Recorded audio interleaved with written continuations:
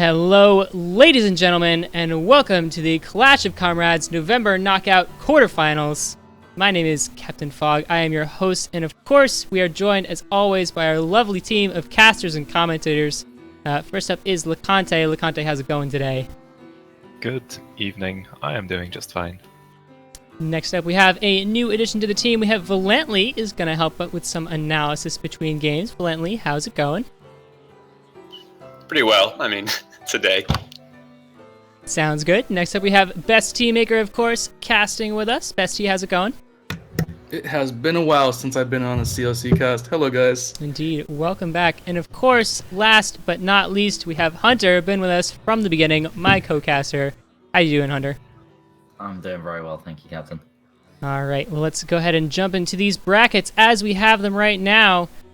Here's what we've got for you, and what an exciting set of brackets it is. A little bit sad, LOL Steamroller had to drop out, unfortunately. So we have Chu coming in for LOL Steamroller. But still, really exciting brackets. What are you guys thinking about the matchups we're about to see today? Why is Dead Bones and Classic Metal always on the same side of the bracket? Yeah, they're always on the same side. It's become a meme at this point, I think.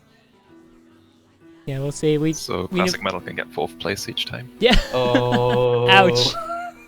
We'll see. Classic Metal, of course, is famous for getting 4th place a lot in that bronze match during that cheese match. Does often pull it through. Oh, the cheese match. Oh, that's something to look forward to. I mean, I think he can do it this time. I have faith in him. To be honest, the people I'm most excited about are CJ, Shinyu, and Shigashi. 3 players new to the top 8. Shinyu, like one of the newest batch of players that got entered. We had substituted in for one player that was missing, and he has been performing spectacularly as a player. CJ, as we know, very prominent player. Unfortunately, was not able to make the top 8 last time due to scheduling conflicts. And Shigashi, who I'm very surprised actually made his way through. Yeah. Well, I can shed some light on the situation. He's a pretty good player. I've trained him well, and apparently he's good enough to make it into the top 4. So He made it over you, so, you know. yeah, we were in different groups, though. Yeah. All right. Of course, we have a very interesting set of patch notes right now. Things have been changed around a lot, and we want to speak to what kinds of changes we're going to see in this tournament season. It's really hard to say, honestly. There's not too many games that have actually been played on this patch, and obviously people have been practicing things, but keeping them secret as much as possible, so we will have to see. They're either keeping them secret or they themselves haven't figured it out, and I'm not sure which is which. All right. Well, let's go ahead and jump into our first game that we have for you. Without further ado, it's going to be Dead Bones, reigning champion, versus Chu. First time, I believe, in the top 8 is Chu here. We're going to pass this one off to Best Tea Maker and LeConte. You guys ready to cast this game? I'll tell them to start, and let's get this underway. Alrighty. We're going to go ahead and into this lobby here. All right, we got a nice Quartermaster versus Bellafly conflict here. Dead Bones versus Chu. Dead Bones, the previous champion of the September Showdown series. And, you know, I feel like this top 8 is definitely much more stacked. And, wow, Chu already deciding what he wants to go for his loadout. I think the top 8 is probably the strongest we've had in a Clash of Comrades event so far. Last time, unfortunately, a lot of people had to drop out due to September being a busy month, but I'm really looking forward to how these brackets end up playing out. And let's see what these players end up picking as their last pick, Landmines, which we haven't really seen. Mines. Both of them going mines. Yeah, I know players have been experimenting with them as a replacement for toads, but they pick both landmines and toads right now. This could be a little bit bad for Chu then, because he is going lizards as his primary tier 1. He's gonna have to find someone to get around a lot of those explosions. Probably gonna rely a lot on his falcons. Yeah, and Dead Bones really And considering his Mole. picks here. And Chu is not going for pigeons, which is a little bit surprising, I think. All right, here we go. We're going to be underway. This is going to be game 1 of November Knockouts. Dead Bones versus Chu. let's go. All right, so before we get into the nitty-gritty of how their draft might work, let's take a quick swing around this map. It's a relatively flat map compared to what we've seen. We've had some complaints before about map generation, but this one looks pretty tame in comparison. Yeah, Chu is all the way on the east side, while Deadbone's all the way on the west in green. There's some high ground in the middle, which Deadbone's probably is going to look to secure with his typical balloon play. Chu, both players have decent options to expand, so chances are we will see some of that tier 3 play that both players do probably want to go for. Deadbones with his Fox and Chu with his Wolf. And Chu ended up dropping his landmines in favor of moles, though, so we'll see. Alright, so Deadbones is going to scout out that early tier 1 Warren coming out from Chu. Chu going straight into a Lizard Warren after 5 farms. What do you think about that? Meanwhile, Deadbones is going to respond with a 5-farm Warren of his own. The really early Lizard Warren is actually really strong, and Chu is going to complement it with a Mole, in fact, which is finished now. So if he pulls his Lizards over, he can do a lot of damage with this. The Mole's going to tank. So Chu is actually just going to go for a straight-up Mole Rush with Lizard support. So if the Squirrel gets picked off, which unfortunately it doesn't. Oh, and here we go. You know, the first battle already underway right now. Chu leading the way with his moles right now, already taking out the small, meager squirrel army that Deadbones has. Another mole making its way to reinforce, and now Deadbones' farms are in trouble. No more units to really defend. Only the pigs themselves can do their best here, and it looks like Chu's just going to leave the units to die here. The mole, he's trying to call the mole away, and it does get away with like a sliver of HP. Unfortunately for Chu, his commander died. If that hadn't happened, then Chu would have won the game right then and there.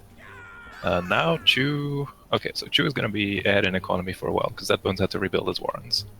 Alright, so Deadbones stuck at 5 farms, while Chu currently already maxing out his farm very, very soon, as it's going to slowly be up, and already making his way up to the hill north of Deadbones' farm. Can go for another needs to attempt. look for a different angle here, and his one mole is way too low HP to do this. He has to be really careful with this, and there is a totem. So, alright, here we go. Let's see if it picks off a farm. That's good. Takes the farm out and sees the toads just in time to pull his entire army back, so no casualties taken this time. Chu is ahead in economy right now, so if he can catch up in warrens, he's going straight Falcon. I really like this. He sees the toads and just decides to go Falcon right away. So how far behind Deadbones is now? He already committed to 3 warrens of tier 1 units now. He is only just finished building the rest of his farm, while Chu is sitting on a nice healthy 8 farm with a Falcon on the way. How much trouble is Deadbones in? Considering Chu lost a mole, I don't think it's a huge difference in economy right now. It just depends on what Chu does with this really early... Like, he has a lot of food right now and is going double Falcon with it. So if Chu can make this work, but unfortunately for him, Deadbones is coming in with a quick push, probably looking to snipe this Warren. Alright, that little Lizard Warren in the front line, most likely going to be taking out Chu. Deciding if he wants to defend it, although he does back out the last minute, and just watches his Warren burn down, and here comes the rest of Deadbones' army. Chu, though, already has his Falcon at the ready there to counter any explosions coming out from the Toads, so Deadbones going to back off for now. Doesn't feel safe enough to go for that engagement, and might think about going for a... Oh, he's going straight into Fox. That's, if this Fox gets up, then Chu basically loses, or he has to switch out of Falcon really fast. This Falcon timing that Chu is going for has to work. He's got 4 up right now, another one is halfway done. So he's probably going like moles and Falcons, and he should push for that. Although he's taking a base as well. But if the Fox gets up, then the Falcons will just get picked off one by one, and there's no way Chu can keep up that kind of economy. Alright, there's the hope that Chu could probably outnumber him, or at least get him before Deadbones get anything up in time. The Fox Warren's still in the middle of building right now has just finished building and now getting that unit up and alive. In the meantime, Chu will situate himself in the middle of the map here on this high ground, just scouting things out to make sure Deadbones isn't going for a very advanced Warren here. Chu, unfortunately for him, is adding on more Falcons. We are hitting 4 minutes and 30 seconds, so Farm's going to start timing out. And here comes this army of Falcons. So Chu wants to do something else going out, but his commander dies. Oh boy. And now the army is left. Strong enough. The commander is left. No more army here to command here, as they're all being taken down one by one by the Falcons here. Although Chu only takes really 1 farm as a nice little reward for that engagement there. He has to back out before the rest of his Falcons lose their life here. Going in once this one more time here.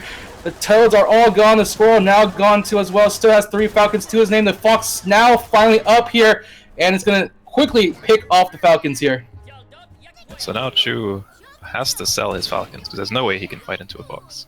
He has no more Fox is gonna Falcons. pick up everything, yeah. I think Deadbones just takes it now because he has the Fox out, and he can support it with his army. Chu has to switch into something else, because the Falcons just get one shot. Oh, it looks like Fortunately for Deadbones. him, he lost his commander a few too many times. Ooh. This is Definitely never good to looks see. like Deadbones is in a really strong position to win this game right now, and Chu is just running around, maybe trying to figure out how he can change his game plan for the next time. But there's no real play he has right here. Deadbones is going to take out this one base, and then going to move to the other one. Chu... Oh, okay. So Chu is just scouting out where the Fox Warren was, taking his time, figuring out what he wants to do next game, probably. Yep, nothing much he can really do here once that Fox came out, just started to end the game. He's just gonna call the GG here. Well, there it is. Do it for game 1. And Deadbones would take it in a very interesting fashion. We thought he was behind a little bit here, but it turned out Deadbones found a nice little counter to it. Unfortunately for Chu, his commander died a few too many times at critical moments. First during the mole rush, and then during his Falcon push, so he couldn't control what he was actually doing. So here's the question: if Chu did not die in that very first engagement when he had his lizard and the moles up and was attacking Deadbones' base, would he have definitely won that fight, or do you think Deadbones would have had his army up in time to at least fend them off and allow him to recover just a little bit? It would have definitely... He would have been able to pick off another farm or two at least. But unfortunately, we can't say how that would end up happening, and we have game 2 starting right now. Alright, game number 2. Here we go. Deadbones in the north side, Chu in the south side right now, and it looks like neither side really changing up too much of their loadout, though Deadbones will be going with skunks in his loadout along with balloons. Yeah, it looks pretty similar. Chu is taking landmines in favor of the moles, so he's not going to mole rush this time because he doesn't have them, and Deadbones basically doing the same thing. He's confident in his play, although Deadbones doesn't have pigeons. Alright, So and taking a quick swing with this map, we do see that most of the expansions here are located down the middle of the map. You just see a very clear line dividing both sides of the map here for both players. Is this going to be a little bit hard for them to get more than one expansion in this game because of how close it is to the middle of the field? Not necessarily. You can get bases further away, and then you can keep those alive for some time. Both players deciding not to rush this time. Deadbones going 7 farm Warren, Chu doing the same. Actually going Falcon first. 7 farm Falcon. See how that plays out once that's up in about a minute from now. Deadbones is probably going to scout it though. Yeah, Well, in the meantime, Deadbones is going double squirrel. Yep, Deadbones approaches it. He sees the tier 2 Warren building up. In the meantime, Chu going up. He sees that there's 2 tier 1s already at the rate for Deadbones. Already 2 squirrels at his command right now. And Deadbones, he's just going to bring his squirrels to the party. There are no units to really defend against it. Chu's going to put down some mines so he can fend off the squirrels, but they're going to be picked off. Although the second one can be up in time. No mines. This one corner farm isn't done yet for Chu, so there's no pig to defend. He puts on a Warren to tank the shots. Really nice play, but he is going to lose some food for it. The pig gets up. And here comes the first Falcon, but Chu is still going to lose a farm. Alright, so 1 farm is the loss for Chu. Not too bad considering, although he did have to put some food into defenses. Making sure lost about 80 food on the Warren and the mines, and now this Falcon is really vulnerable against that many squirrels.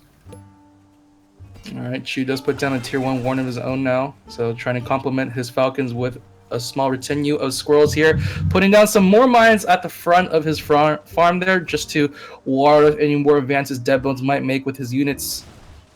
And, you know, we haven't really mentioned it too much, but there's not that many entrances to Chu's base here. There's that one right in front of his, that one little stairway here. There's one a little bit north of his base.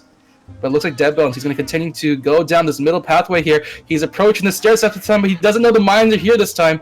He doesn't go uphill, though, to activate them. He's too scared to go up the high ground. That would have been really bad if he triggered 1 or 2 of those mines there. Deadbones is just securing an expansion here with his forward balloon. Really strong against the Falcons. Deadbones putting down mines of his own. He also has a far expansion to the right side. Yeah. This is nice. That was just what I was trying to say earlier, is players can get one of these distant expansions, and it's pretty safe. They can keep tabs on their opponents. Deadbones actually never built his 8th farm just yet. So Chu, despite losing a farm earlier, probably wasn't that far behind. Alright, so here's some mine placement here by Deadbones. He sees a little walkway here behind Chu's farm here, and see who can take a surprise attack just in case Chu decides to go for a back attack of his own. Has some two mines here at the ready. As far away from each other as possible. Deadbones all the way in the east corner, whereas Chu all the way in the west corner. And these expansions are going to be pretty safe. Well, this is looking like a proper World War I map here right now. We have so many mines littering the field right now. We have Deadbones in the middle of the map, also behind Chu's base. Meanwhile, Chu is fortifying his own base with mines. And Chu's going for this Mass Falcon strat again, but it gets hard counted so much by the Fox that he has to respect this from Deadbones. Deadbones put down his Fox Warren. It's about 2/3 done, so it's been another 30 odd seconds, and Deadbones is coming in from the south. There it is. He's summoning his army here. Chu doesn't really know about this entrance probably. He's gonna spot it now. The swing around, the pig vision does allow him to see some of the squirrels, but one farm is going to be gone. Facing a couple squirrels as well. It looks like Deadbones, he's going to retreat right now. He doesn't have the Fox at the ready. And do the mines just take out all the squirrels? Lose expansion here. Yes.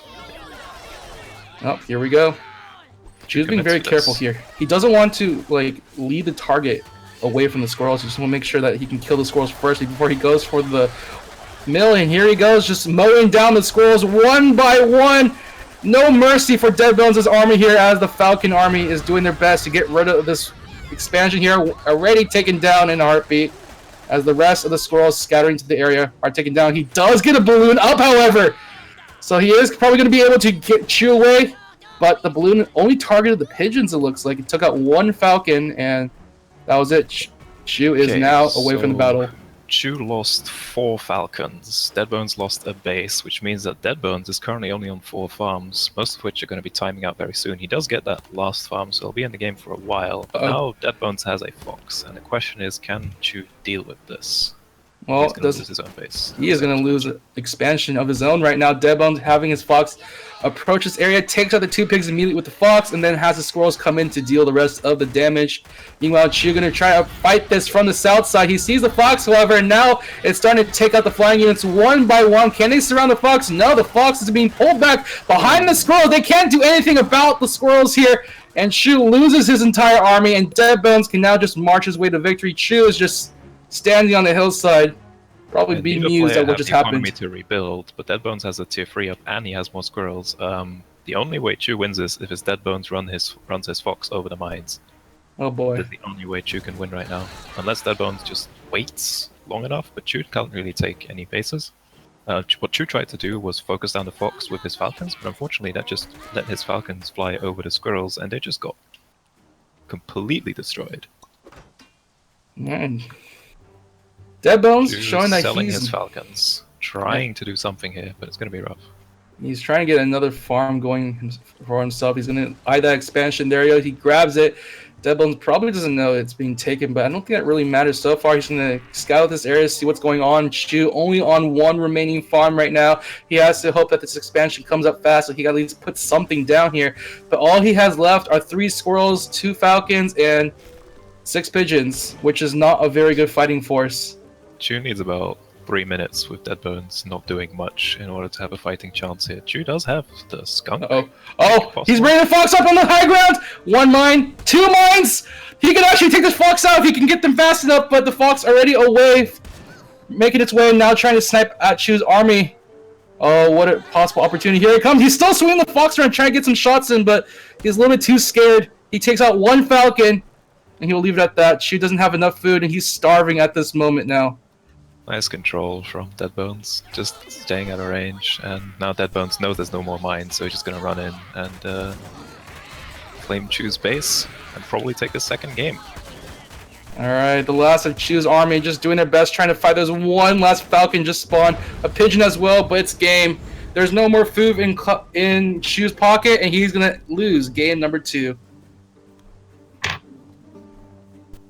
that will do it for game number 2 between Deadbones and Chu. Again, the Fox versus Falcon matchup is just incredibly hard to deal with if you're playing the Falcons, and I hope Chu can switch it up and figure out a way on how to deal with this Fox, with either chameleons or more tier 1 or lizards or something. But if he goes Falcons again, then... Oh, he's going all tier 1s right now, and with the wolf in his army with the mines, he is going all in here with the tier 1s right now. Metagaming it, not going Fox, or is he going to change it up?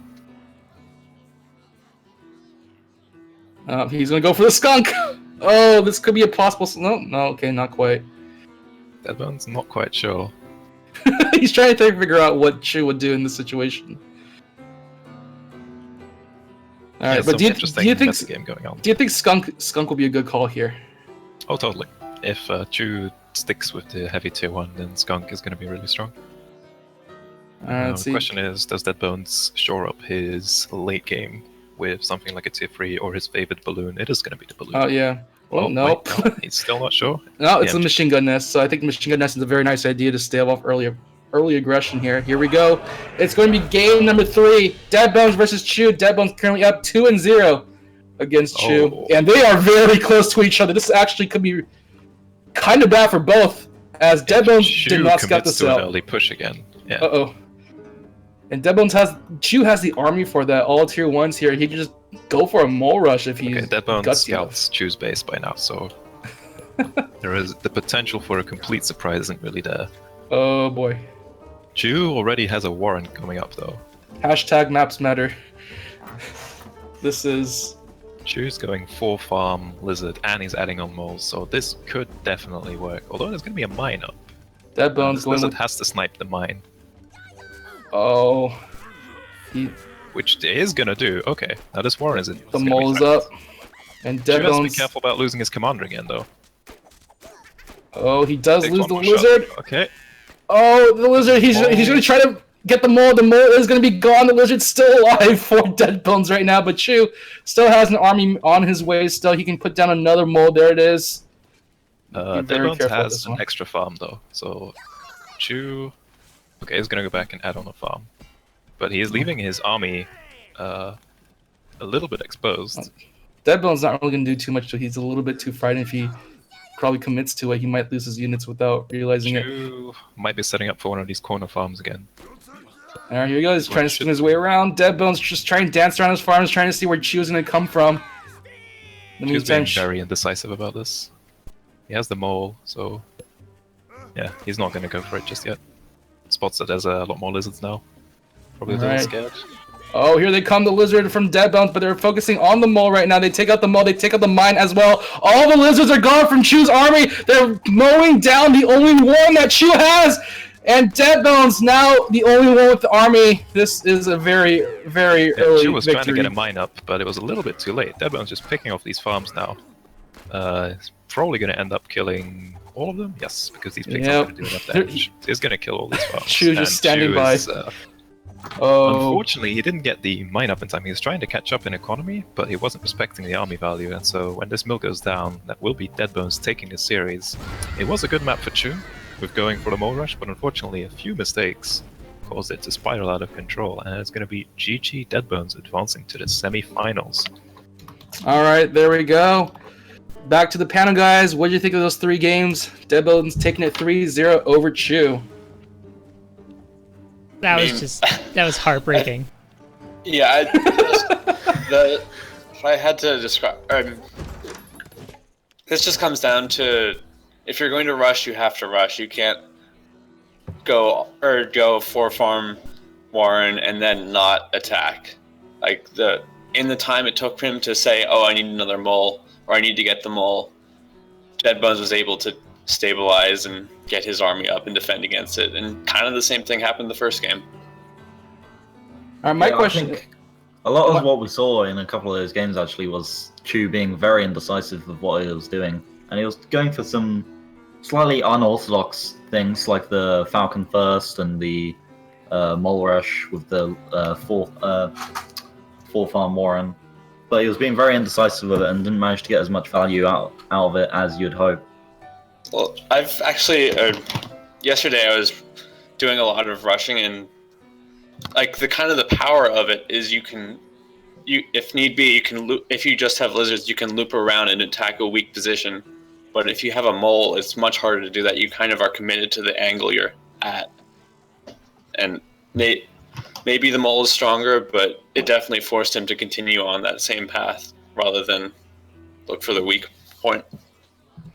Now, my question to you guys about that last game is that Deadbones was able to scout out Chu's intention and did get a warrant out in time, and a lizard even came out to kill one of the moles. Do you think that Chu still should have gone for the push still, or was it...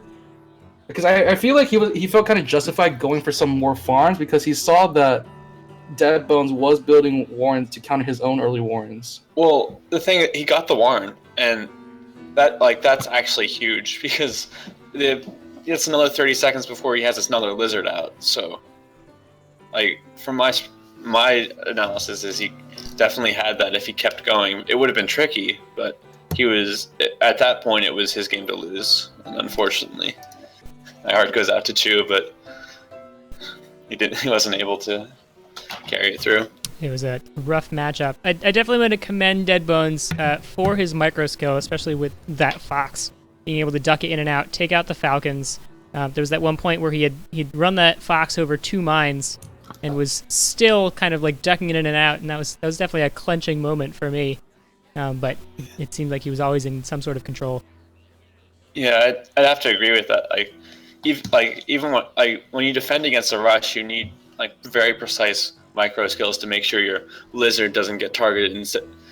You need the warren to be targeted instead of your units, and he was able to do that, which is remarkable. But all right, well done. Well played to both players. I believe we are ready to move on to our next matchup, which is going to be CJ Ross versus Classic Metal. CJ Ross's in-game name is Insanitarium, so don't let that one trip you up. It's going to be myself, Captain Fog, and Hunter casting this game. Hunter, you ready to start casting? I'm ready. Alrighty, let's go ahead and spectate this match here. We'll tell our players to go ahead. It's going to be CJ or Insanitarium as red, Hopper, and Classic Metal as Bellafide in blue. What are we expecting from these two players right now? Well, CJ has actually a lot of tournament experience. He played in those Strawberry Cups and in the Faction Frenzies, and he's performed very well in all of them. So he's not exactly new to the game at all. He's just new to the top 8 of Clash of Comrades. So he's got a very good chance against Classic Metal, who has been in the top 8 many times. I think, hasn't he been in every time since he's been in the... Pretty much. He was in July, he was in September, and now here he is in the November knockout, so... We'll see if he can beat that 4th place. I have faith in him. I'm going to be honest here. I have a little bit of a grudge against Classic Metal because the first time he ever played, I believe, was May Mayhem. And that was the patch where it wasn't May Mayhem. Squirrels it was July Joust. Was it July Joust? Squirrels were really strong, wherever it was. And we had to watch like 50 replays of Classic Metal just picking squirrels. But I think the meta has changed since then. I have come around to Classic Metal's side. I've seen what kind of skills he brings to the table. No squirrels so far, though. Not his classic squirrels. No. That he does like to bring. He's very versatile now. Yeah. Sanitarium going with the 3-tier 1 with Skunk and Ferret.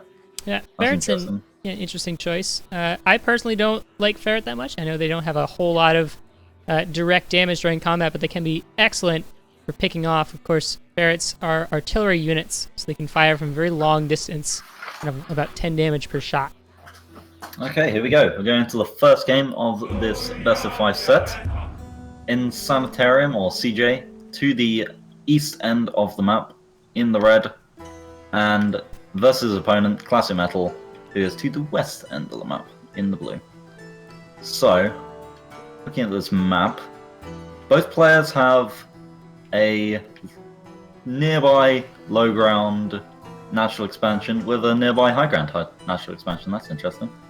Yeah, what do you think of the map, Captain? I'm really liking the fact that the whole bottom of the map is just kind of useless. There's one little path to go down there, but otherwise it's just kind of water, which means that there's going to be a lot of action during this game. There's only a couple ways that you can go. There's going to be a lot of clashes in the middle of this map, especially with 4 bases almost in a line straight across. That tower base to the north is going to be interesting, see who can claim that, because it's a very defensible position. It does have 2 tiers of high ground on it, but otherwise... CJ, yeah. with both players actually, with the 5 farm into double Warrens, both players going very aggressive with their tier 1 choice. CJ with the Squirrels, Classic Metal with the Lizards. Alright, and the Lizards, of course, doing a little bit better versus Squirrels in the early game. Of course, once game gets on longer, the Squirrels scale a little better because they have some range. They can fire from behind their comrades, whereas Lizards have to get in close to fire. So we'll see if Classic Metal can use these Lizards to their best extent and maybe transition into something else. These Lizards are great in these early engagements, so if CJ did commit to a push there, he would have been pretty much crushed by his Lizards. So that was a good choice. He scouted out, he saw the Lizards, didn't go in. Both players are now building Toads, and those Toads are going to be very valuable for CJ as they counter those Lizards very nicely. And there we go. Both players losing their lives. Of course, if your commander dies, you come back alive within 7 seconds. So you lose control of your army, which can be crucial in various games, but there's no other penalty. Otherwise, here we go. Lizards coming in from the side. They're on the high ground, but they do manage to come out ahead of this, taking out every single squirrel that's there. The toad is out, though, hopping in and around the pigs. And those lizards just don't quite have enough range to hit those pigs on that low ground, unfortunately. So Classic Metal backing off, but a victory in terms of army value. Yeah, that was a very good fight. He took a good army value lead there, and he didn't overcommit to that push. It's very easy to just overcommit and think, oh, I won the fight, let's just get their farms. But he had toads hidden with those pigs, so that was a very good choice. He didn't overcommit. It's a shame he couldn't really pick off any pigs with that, but it worked out. Both players with their toads now, and Sanitarium going up to 6. He knows that there's lots of lizards there. Classic Metal went ahead and did the smart thing, put down a tier 2 unit. He knew he was a little bit ahead in terms of economy. Both players, of course, at 8 farms now, but losing that early engagement puts Sanitarium a little bit behind. First skunk is about halfway done. Yeah, he's building skunks, which are going to be very useful against these squirrels and toads. But he's also building even more lizards and toads. I have to wonder how strong these lizards are going to be against the 6 toads going out from CJ. Both players going to 6 toads. It's going to be interesting. He's going to hide on the high ground, though. This is an excellent position. Well, maybe not for the lizards, but for the skunk. Yeah, let's go ahead and show you what Insanitarium can see. You cannot see onto that high ground, as you can see, leaving that... Ooh, lots of toad hits going down. Ooh. Almost all of those lizards. Those are all the toads now. Yeah, all the toads are gone now, and Classic Metal still has his toads there, plus 2 skunks backing him up, and they're about to transition into this narrow piece of land there. Skunks going ahead through. Classic Metal's taking that high ground, and this high ground is going to be brutal. 1 piece of skunk gas already down. You can see as the squirrels run through it, they take a lot of damage. So Insanitarium now has to be very careful about that specific area. Unfortunately, Classic Metal not able to get that skunk gas on a pig. Of course, that pig would die as the skunk gas hangs around and does enough damage. Classic Metal's having a very hard time breaking into Insanitarium's base here. The base is very defensible. It's really hard to get in there, especially against Toad Army. Oh, CJ's coming around from the corner. Here we go. Classic Metal's right there, though. Classic Metal does have a lot of units to back this up. Toads go down from both sides. The skunks are starting to do their work. 1 skunk is down, but all the units from Classic Metal are suddenly gone. Only a few units left from the Sanitarium, so a little bit equal there, and this skunk is able to patch it up there. But skunk gas definitely did a lot. Take a look at that army value. And Sanitarium definitely lost more in there. Or I guess he started off low, so both players lost about the same number of worth of units. But Classic Metal keeping his expansion there and is pulling ahead at 10 farms to Insanitarium's 8. So CJ has actually, he hasn't actually been using yet. He's got those ferrets and skunks, and those ferrets would be very useful in this fight. We got Machine Gun Nest going up first. Classic Metal in the north trying to defend from that, but Insanitarium coming around in the south. Lots of toads nicely spread out. Look at how nice they are in the front, taking out that meat shield of lizards. And oh, that was beautiful. Absolutely beautiful placement from Insanitarium. The squirrels, unfortunately, cannot get through that thick wall of skunk fog that's there. Although he has numerical superiority, the skunks just got enough down. That skunk barely on getting away on enough health. That was a really interesting fight. We're going to have to look at that again at some point. because those toads from Insanitarium were perfectly placed. They were kind of spread out, and then they got in the front, took down Classic Metal's army, but then Classic Metal had skunks. So the skunks were able to get down enough skunk fog to prevent those squirrels from going through. So great kind of stalemate fight where one player would have won it otherwise. Yeah, CJ's toads did a great job there. The tanking plus the explosions worked really well for him, and Classic Metal really just has to fall back on these skunks every single fight. I really think he needs to develop into something a bit different. Right now, he's on 8 farms, all in his expansion. CJ's on only 4, but he has no real units. He hasn't progressed in his army whatsoever in the last 4 or 3 minutes or so. Yeah, and Sanitarium seems to be floundering a little bit, not able to kind of advance to the next stage here. Whereas Classic Metal's had that leg up with those skunks and is putting down a warren of snakes now. And those snakes are just gonna do even more damage against the Sanitarium. Of course, snakes have that poison. And Insanitarium does not have the pigeons to counter snakes at this time. And Classic Metal's going to stack up on his tier 1s as well. He's going with another warren of lizards and another warren of toads. Maybe he can tank those enemy toads a bit better now. Skunks putting down a little bit of skunk gas. He's just going to poke gas. with his skunks. That's great. One toad going down just to the skunk gas alone, and Classic Metal's doing a great job of keeping these skunks out of harm's way. And, you know, right as I say that, just barely. Both skunks go down to toads. Toads are all gone now. But look how few units Insanitarium has now to defend this, and Classic Metal knows it. He's going to run in with his lizards. The toad's not quite as well placed this time, but it doesn't matter. There we go. Classic Metal taking game 1. Well played. Yeah, CJ just never managed to expand upon his base army, really. No, neither players did, but once Classic Metal actually managed to get a few more tier 1s down, once the initial toads went down, he could just rush in there. And that fight worked really well for him. Definitely. We'll see how both players adjust their strategies here as they go forward. Whether Classic Metal, has this strategy that he wants to keep using. He didn't pull out the wolf that time.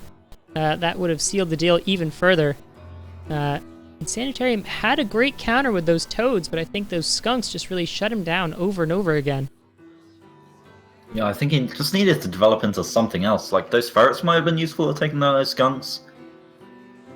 He could have just really anything. Like, he could have built more squirrels. That might have helped too. Yeah, falcons would have been above the skunk gas, able to take out. Yeah. He didn't have falcons that game, unfortunately, but maybe you should have considered falcons for that build. Skunks do very well against the kind of idea he was going for there. All right, well, here we go. Going into the second game, so we'll see how they change up their builds. Classic Metal, so far, same standard. Going to the units that works. Insanitarium, though, right off the bat, going for that fox there. Given what he's seen, I don't know if that's... If Classic Metal chooses the same build that he chose last time, that fox isn't going to do as much as I think Insanitarium hopes it will, unless he has great micro. Because Classic Metal's army is mostly tier 1s, and that skunk, I guess, could be taken out pretty quickly. Sanitarium does get those pigeons out, though, so that's going to help a lot against the skunk fog. The pigeons able to heal, keep your units alive for a little bit longer. As and the snake poison that Classic Metal is pondering on as well. He's going with snakes and skunks, both pretty bad, honestly, against these pigeons if the armies get big enough. And there we go. He's going with Badger as a tier 3. Okay, it's going to be an interesting game too. Oh, I really hope Badger gets out. I haven't seen Badger in a match in forever. It has been quite a while. Badger's very glorious. So going into game 2 of this best of 5 set. All right. Insanitarium or CJ to the north in the red. Classic Metal to the south in blue. You go a little bit of disconnect in the early there, but we're started now. About 10 seconds into this game now. And Classic Metal with a great base, only one bridge there. Of course, you can move through water, but it does slow your units down. So Classic Metal with a great defensible base with no expansion options. Just that's going to be a problem. Sanitarium. Just nothing anywhere nearby. He's going to have to expand really far forward, and it's going to be difficult for him because it's going to take a while for his unit. If he builds units behind his warren, it's going to take a while to even travel to that second base. Just because of the ridiculous bridge with the water. Yeah, we'll see. That eastern option might be the best choice for Classic Metal. It is defended by all except that back corner there, so it'll be harder for Insanitarium to run around and take it. But Insanitarium has, 4 easy expansions all on his side of the map. Classic Metal is either going to have to take that eastern expansion or take that forward expansion right in the middle of the map, which is going to be hard to get to. Hard to defend. CJ going with 7 farms into 3 warrens. He's got 3 warrens right now. All squirrels. Classic Metal has some lizards to defend, and the squirrels are going to be they're going to struggle at attacking into the space, honestly. Yeah, although the lizards won't be able to surround, I will give it that the squirrels might have a little bit of an advantage because they can fire over the shoulders of their comrades, and the squirrels have to kind of surround. But the squirrels, of course, can just just like that, they can run into the water. That wasn't a very good trade for CJ there in the midfield. Here we go. There we go. The lizards are down now. We're about 2 minutes in. We're going to try and speed up to catch up to where the game is for real. It's a little bit desynced, yeah. Or maybe very desynced. There we go. Now we're at 2 minutes and 20 seconds. Is that about where you are? That's about right. Yep, that's right. Here we go. So CJ on 9 squirrels and going to toads once again. He saw the lizards in that fight. He won it anyway. It doesn't even matter. But he now that he has that read, he's just going to build toads and pretty much shut down those lizards. As we saw from last game, it doesn't completely shut it down. It depends on how it's played, obviously. But it's going to be a very good counter, and Classic Metal is going to struggle with that. Alright, that Skunk Warren just now popping out. Looks like the first skunk is about a quarter of the way done, on its way to half. And no, not go for that. There he goes. Putting down the Badger Warren. Alright, here we go. That's how you do it, Classic Metal. 3 minutes into the game, going for that tier 3. And here comes Insanitarium across the bridge. No. Toads leading the way. Bridge with all the toads at the front. Oh no, and so many lizards going down, but Classic Metal doing a pretty good job of keeping them okay. That skunk gas keeping the squirrels at bay. Only 1 lizard left, and it goes down, but there's way too much gas on that bridge for Insanitarium to push in and do anything. So, well played by both players. Well, this is fine for Classic Metal. As long as he can hold out long enough for this Badger to come out, that Badger's going to pretty much destroy the enemy army. Those skunks are very good pickup, just stopping. Once the toads are all dead, the squirrels can't really progress on that bridge because it's just 1 tile wide. They're going to get destroyed by that skunk gas covering all of it. Yeah, that Badger hasn't started building yet. Classic Metal doesn't have enough food. It's been going into other units. He needs to sell something if he wants to get... He sold the Badger. Oh, he did sell the Badger, okay. He's going with snakes instead now. Right. I'm not sure how that's going to work out. He's going to be trapped in the space unless he pulls out something big, and I think that Badger was exactly what he needed. And now Sanitarium's pressuring with these ferrets that he's got out. Ooh, very close to taking that skunk out with 2 ferret shots. That skunk gas is going to linger around at the beginning of that bridge for a little while longer and then disappear. Classic Metal, oh, he was so close to having that tier 3, definitely. And Insanitarium now getting a tier 3 of his own, getting that Fox out. And that's going to be perfect for this kind of match because Insanitarium can be poking from that bridge. If Classic Metal tries to come out with those skunks again, the Fox can take him out. If Classic Metal gets caught on that bridge, this is perfect for that. But here we go, Classic Metal pulling out with his units for the first time during this game. Looking at army values, just a bit behind CJ. But looking at the tech choices, Sanitarium, I think, definitely has the advantage. Ooh, there we go, this Toad's taking out so many lizards, and that meat shield is gone, unfortunately. The skunks able to get a little bit down, but so many units going down from Classic Metal, just to those Toads in the front. Classic Metal needs to get out of there. There's nothing more he can do with these 2 units. Oh, he's going to keep poking. Classic Metal, he tried to bait those Toads out of position, but it didn't really work. Once there were a couple of Toads left and he tried to pull back, the Toads just exploded on those tier 2 units and did a lot of damage to Classic Metal's army. And while CJ is expanding, he's got an expansion. Oh, Classic Metal actually has an expansion too in the west side of the map. Yeah, Classic Metal on 8 farms and Sanitarium on 7 right now. Ooh, that skunk just barely sidestepping those ferret shots there. Still dancing around those skunks, putting down skunk gas all over the place. Oh, just barely. Be careful. Oh, it's gonna go down if he's not careful. There it goes, and it does go down to that ferret shot. Classic Metal unable to keep it alive. Look at them dancing around with this skunk, though, in Sanitarium. Whoa. Unbelievable. Classic Metal gets a pick on the ferret. With one skunk, Classic Metal is pushing Insanitarium's army back. Oh, no, but the skunk does go down. That's too late, and Insanitarium was just waiting for that fox. It's out now. It has a road. There it goes. It's going to start sniping units. The lizards charging in, getting taken out by toads once again, unfortunately, and the snakes are left in the back, trying to take out as much as they can. And Insanitarium has a great weapon now. He's got this fox out. He can dance around. Both players on 5 farms. So Insanitarium definitely set up. Look at him across this bridge. Going to start picking off units. And Classic Metal doesn't really have anything to deal with this right now. He needs to get some structures out. If he needs to take it out, and Classic Metal is just trying to push in to catch it. Lizard's getting taken out one by one, unfortunately. He's just going to lose all of his units if he does this. Now he loses the skunks. This is really bad. There we go, that skunk. Classic Metal just has nothing to do with this, really. And there we go, unit after unit streaming in one by one and falling.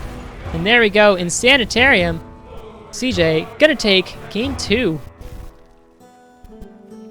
I think that was a mistake to sell that badger, really. He needed something strong to be able to push out of his base. When you go pretty much one base play like that, you need to turtle up until you get something big and then just destroy the enemy who's been focusing on maybe like once Insanitarium goes for expansion, it actually puts him behind a little bit. But nothing really worked out like that, and Classic Metal just couldn't break out. So close. Good job, CJ and Sanitarium, for putting those toads in the front this time. Classic Metal is going to have to figure out something different to do in the next games, because those toads are going to keep wrecking his lizard army, and he needs those lizards to tank for those units in the back, those tier 2s, that skunk and that snake that need some time to start poisoning units or to start laying down skunk gas. And if you lose that 10 health lizard, you're just up a creek. Yeah, I think Classic Metal just needs to rethink his strategy here. These toads are destroying him. And it looks like he's just going Lizard Toad again. And in Sanitarium, all he needs to do is tech in those toads, and he's pretty much instantly countered the enemy build. As long as he builds them right in Sanitarium, going for Falcons, just to add a little bit more against those skunks there. Classic Metal going for that Fox. We'll see how the Fox does for him. If the Falcons start coming out, the Fox could do very well. Of course, Sanitarium going for his own Fox. Falcons, of course, can be one-shotted by the Fox, and the Fox has a little bit more range than the Falcons do, although the Falcons can fly. So that's why we say that the Fox can often counter those Falcons, if there's a massive ball of Falcons. Classic Metal taking the MG nest again. I think he would have done well with Balloon here. Against the Toads and the Fox, that might have been a good choice to zone them out. But here we go, going into the third game of this quarterfinal set. We have CJ to the north in the red, Classic Metal to the east in blue. And looking at this map again, there's a lot of bases to the south. Not really much to the northeast end of the map, other than one base in the center, which could be very valuable. Yeah, this is a very interesting map in the north and east positions here in the 12 o'clock and the 3 o'clock. So both players are going to be trying to push down to expand, push down into the left, south and west, or try and fight over the space in between them. Whoever controls that base is going to have a lot of control over the north section of the map. But of course, Insanitarium is a little bit closer to these high ground bases. Classic Metal has bases that are a little bit closer, but on the low ground. So we'll see how this turns out, how the players decide to play this. That Fox, though. Both players.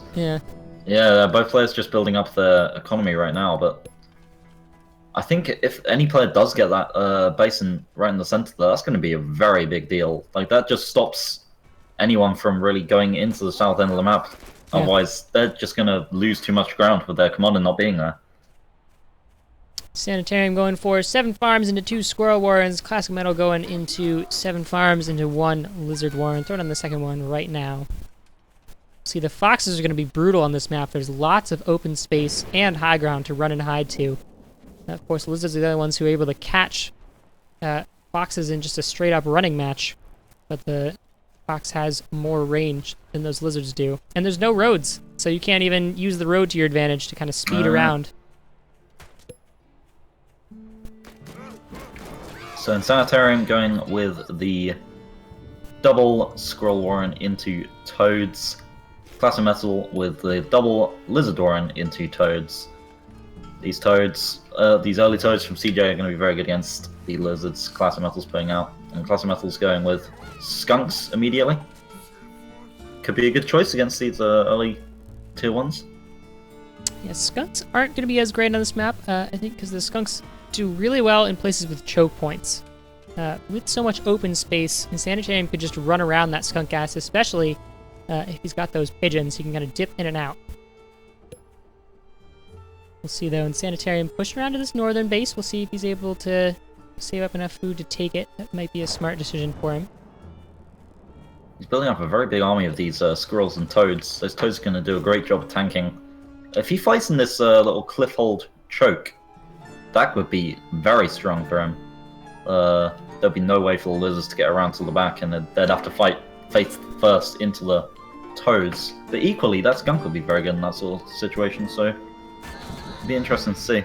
And Sanitarium slightly ahead in army value right now. Both players equal in econ. See how this advances. Skunk. CJ has the map control right now, where he can just take that windmill if he wanted to. And there we go. Second Skunk is out, and Classic Metal going for that Fox. Bold move. Fox in the corner. Both players are doing it. Both players are doing the exact same thing. So mirror builds from these players here. We'll see which Fox is able to get out first. Of course, Foxes cost 180 food right now. Need to save that up in order to buy it. Here we go. Classic Metal buying that expansion just to the south of his base. So making the first move in terms of expansions. And in Sanitarium, I'm interested to see where Insanitarium decides to expand. Second Falcon out for Insanitarium right now, so that's going to be great to counter those Skunks. Skunks, of course, can't hit Falcons at all, but if that Fox gets out first, might be able to pick off those Falcons before they can do enough damage. There we go. Built that base to the west, and now both players have their Tier 3 warrant actually up, and the Fox is building. Classic Metal actually hasn't scouted at all, though. He has no idea that the enemy's building the Fox. Well, neither does CJ. It's going to be a surprise for both of them. And there we go. Classic Metal's Fox is going to come out a little bit sooner. It's about 3/4 of the way as opposed to half the way from Sanitarium. Lots and lots of toads going down. Classic Metal losing a lot of his lizards all at once. Just doing Sanitariums. Yeah. That was a big loss for CJ as well, though. Loses those Falcons, which have a much longer build time and a bit more expensive. I think Classic Metal just barely came ahead in that fight, actually. There we go. Classic Metal's Fox now is he has out. the Fox. Here comes the Sanitarium's Fox, though. The Fox are going to shoot at each other. Oh, one shot down, and it goes down! Classic Metal's Fox has died, and Sanitarium able to snipe it off. That was amazing. That's very bad for Classic Metal now. He loses that Fox almost instantly. And how is Classic Metal even going to respond to this? And Sanitarium has a great army to back him up. There we go. The Falcons are back up here. One Falcon, just barely doesn't get caught off by this machine gun turret. I think that's the only thing Classic Metal can do right now is put up machine gun turrets. Of course, Foxes can't hit buildings anymore.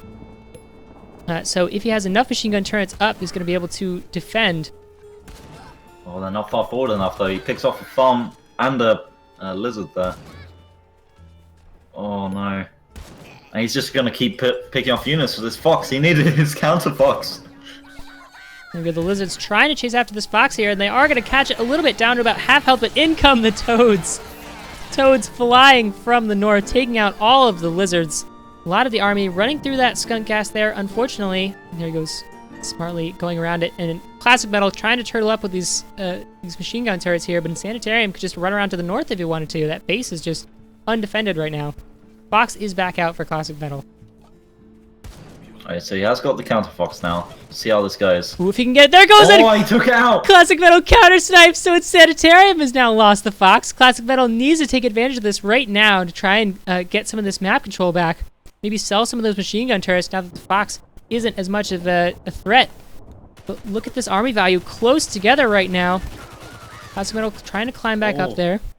If he took out that commander, that could have been a big deal. He could have started sniping off these units, but he's just going to snipe off the squirrels right now. both players fighting in the south end of this map where their expansions are, just completely abandoning their mains, basically. They're not farming there anymore. Right, When Sanitarium's pushing into the Classic Metal now. Ooh, Machine Gun has been taken down. The Toads, again, wrecking havoc into Classic Metal's Lizards, but I don't know if it's going to matter. The Skunks are out. They have put down so much, and the Fox is just sniping all of those Falcons down, and Classic Metal going to take Game 3. Well, that was quite a swing. That was ridiculous. That Fox snipe decided the game, basically. And the counter Fox snipe. All right. Well, the score is now 2-1 in favor of Classic Metal. We'll see. I'm not sure. I guess Insanitarium meant to surrender there. Losing all of his army, I guess he decided he couldn't keep going. Yeah, he lost. Though he didn't get enough value out of those Toads. Classic Metal did a pretty good job there. Kept his Lizards spread out near the front. And basically all Lizards got taken out, but then he has those Skunks, which do great against the remaining Squirrels that tried to push in and just got completely wiped, especially with that Fox taking out even more Squirrels and obviously that Falcon in the air.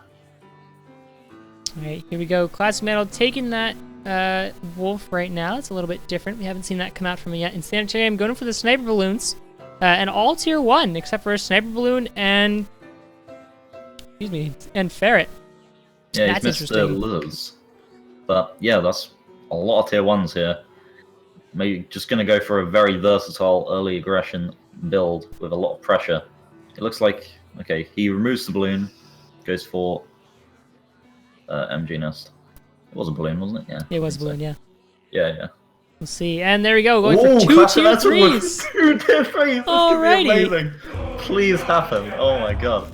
Okay, here we go. Getting into Game 4 of this quarterfinal set. Insanitarium or CJ to the northeast in the red, Classic Metal to the southwest in the blue. I want Classic Metal to do that. That would be amazing. And this is a fairly good map to do it on. Very big open spaces and a lot of nearby expansions for Classic Metal as well. Yeah, Classic Metal's base is very defended. He's got 3 good expansions, 1, 2, 3 around his base. And a choke point in the north if Insanitarium tries to come around to the north. Insanitarium has his own good expansion. So we'll see. Hopefully this game will go a little bit longer. Insanitarium going for 4 farms into Squirrels. Classic Metal has spotted this.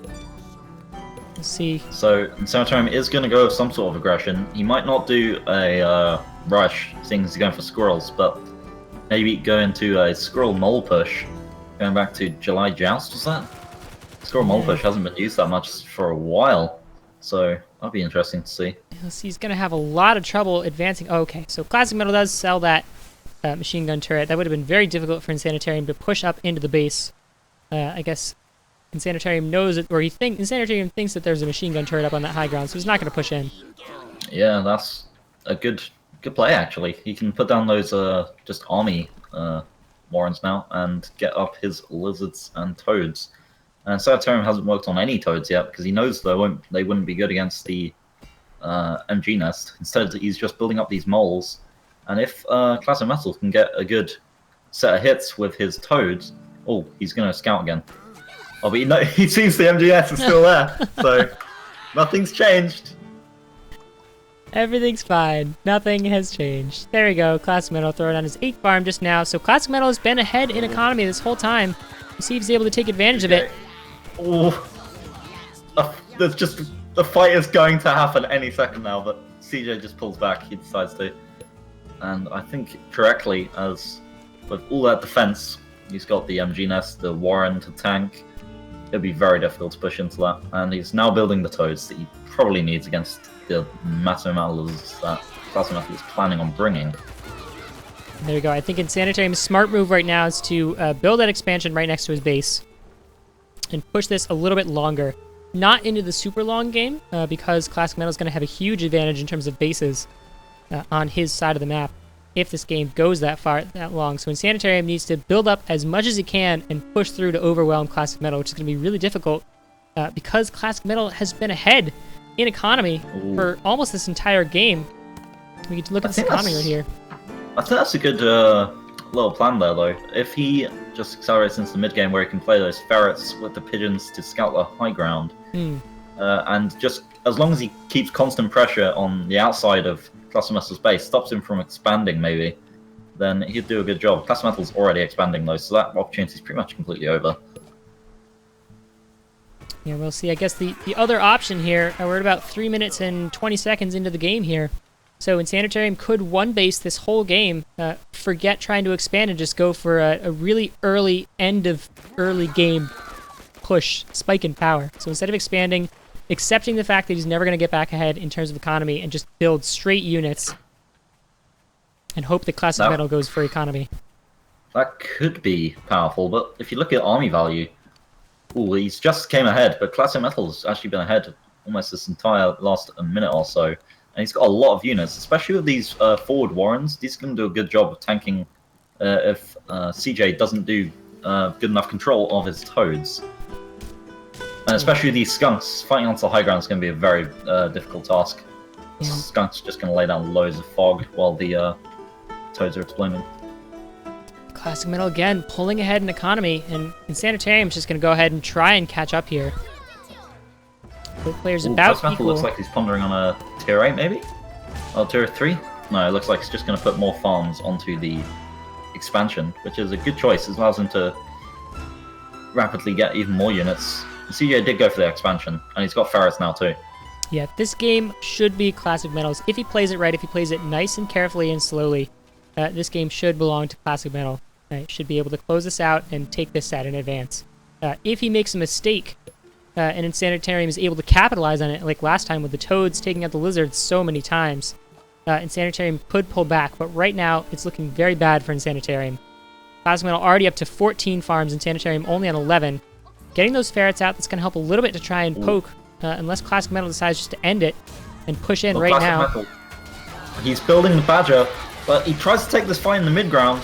I'm not sure how this is going to work for him. I think he should just pull back and play the defense. Now he's on the retreat, and it's very bad against the army that Insanitarium's fielding. That could be the mistake that Insanitarium was hoping for. Lots of reinforcement units coming out, but they do get taken out pretty quickly. The squirrel's kind of dilly-dallying around in the gas, so dying a little bit. But that was a huge mistake, I think, by Classic Metal. Let's look at this army value graph. Definitely Insanitarium coming ahead on top of that. I think it was just those Toads, again, were perfectly placed from Insanitarium in the front, taking out all those Lizards from Classic Metal. And we'll see. Classic Metal does get his entire army back, but now that he's not got the Badger plan, yet again, he's cancelled that. He's got really nothing to fall back on, and CJ can just push forward. He's going to take this entire expansion, there's nothing Classic Metal can do. Those Toads are in the front. Oh, look at those Toads. Explosions, but look how many farms he's losing. Oh, and there we go. Classic Metal he does wrap around. Yeah, wrapping around with those Lizards, so escaping the Toads this time, and Classic Metal able to defend, so smart play from Classic Metal, escaping those Toads. So well placed by Insanitarium, but just not quite able to connect with the right units. One more Toad going down. Cancels that. Going on the offensive. Yeah. He's going on the offensive. These Lizards with the very fast movement speed. He's just going to take advantage of the fight that he just won. When this is a tense game, the Toads aren't coming out quite fast enough. 2 farms do go down before Classic Metal backs off a little bit. 6 farms to 8 now. They were almost even for a little bit there. Due to those 3 farms going down, but Insanitarium almost had this base. At that point, it might have been better for him to fully commit and take down the base. For Classic Metal to lose 8 farming farms all at once might have been the game. Insanitarium had would have had some units coming to reinforce and might have been able to have the same result that they have right now, but have Classic Metal down to just 1 or 2 farms. And Classic Metal's playing this Badger again, but he's struggling to save up for it, spending all his money on these tier 2s and now this extra expansion. The expansion, if he does put a lot of farms onto it, will help greatly. And Insanitarium's very crippled in terms of his economy. And he lost, I think, a couple of Warrens in that last fight, maybe. So his army is down a lot as well. Yeah. He hasn't got any ferrets anymore, he's just got squirrels and Toads. Classic Metal so far ahead in army value right now. About a quarter ahead. And Classic Metal does start building that Badger, I think. Or did he not? I really thought that Badger had started building. He went from 180 down to 0. Yeah, it's like about a quarter right now. Oh yeah, it's hard to tell because he's already white and black. Alright, so he has started building that Badger and it's about halfway. Once that comes, I think Insanitarium's just going to get completely steamrolled. He has nothing to defend really against a Badger. As long as they can get wound up, we'll see how it goes. We'll see. Again, we're running into the later game now, and Insanitarium is going to run out of bases very soon. You can see how much farm is left on those bases by how much wheat is on there. So the less wheat it has, the less time that farm has left to farm. And there's nowhere else for Insanitarium to expand to unless he can pull around some sort of crazy map control. But Classic Metal now has the Badger out. Yes, Badger. And he has just this midfield control that Insanitarium can't leave his base at all. And remember, if Insanitarium loses this, Insanitarium will lose the match. Here we go. Lizards in the front, taking out one farm.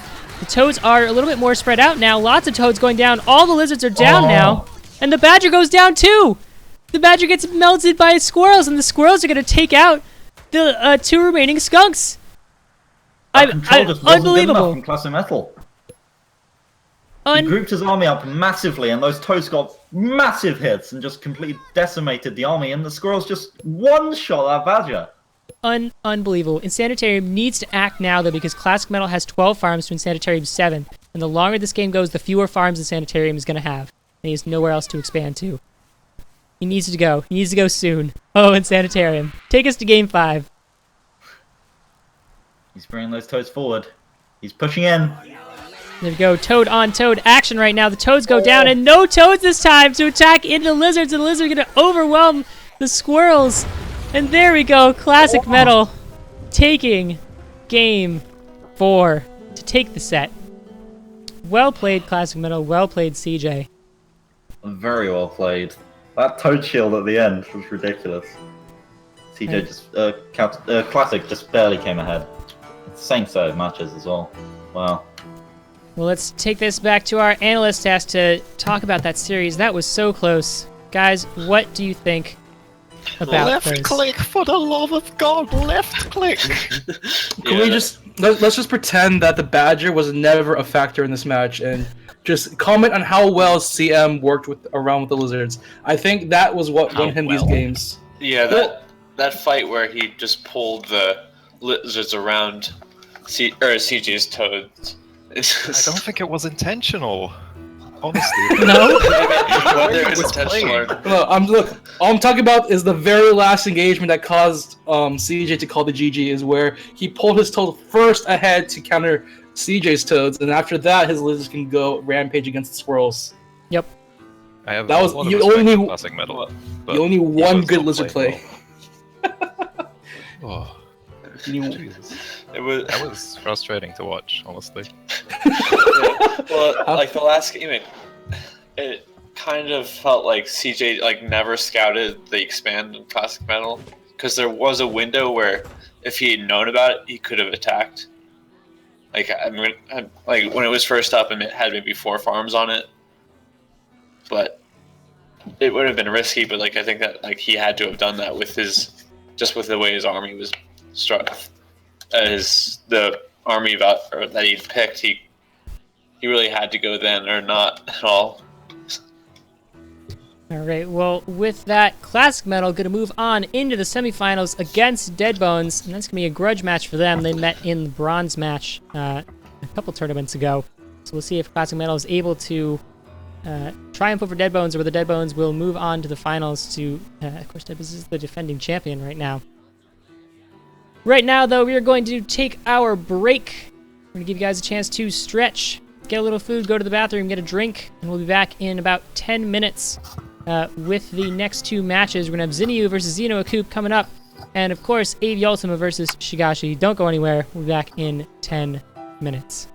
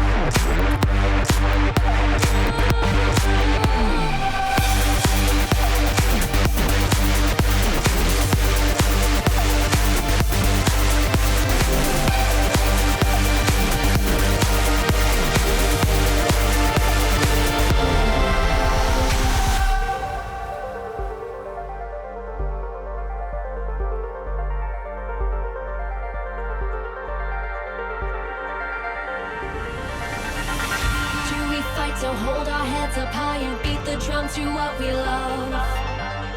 Risk the fall, or we have felt it all come crashing down from far above. Stars are rising, countless worlds colliding, only one will take it all. Can we bring to fall the giants? Can we make the final call?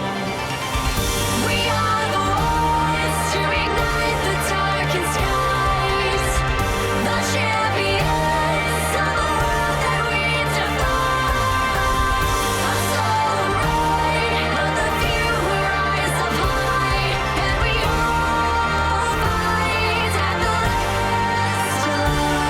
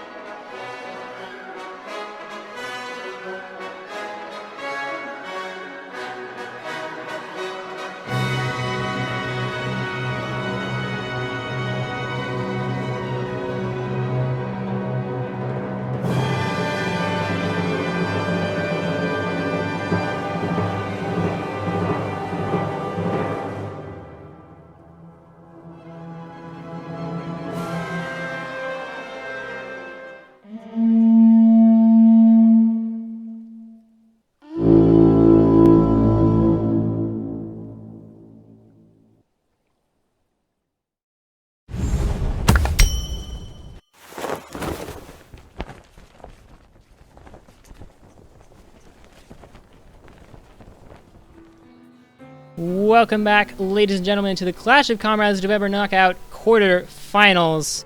Right now, we know that there are some new players who are watching who might not know what's going on in this game. You might have joined us just now, so we're going to go through the new player tutorial. What we've got for you.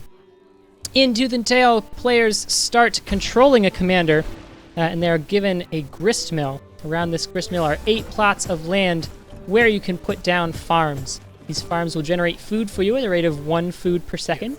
This food can be used to purchase warrens, and those warrens in turn will generate units for you, which are what you're going to be using to fight your opponent during the game. There's about 20 different units right now you can choose to have in a deck of 6, and the game is over when your opponent's last grist mill is destroyed.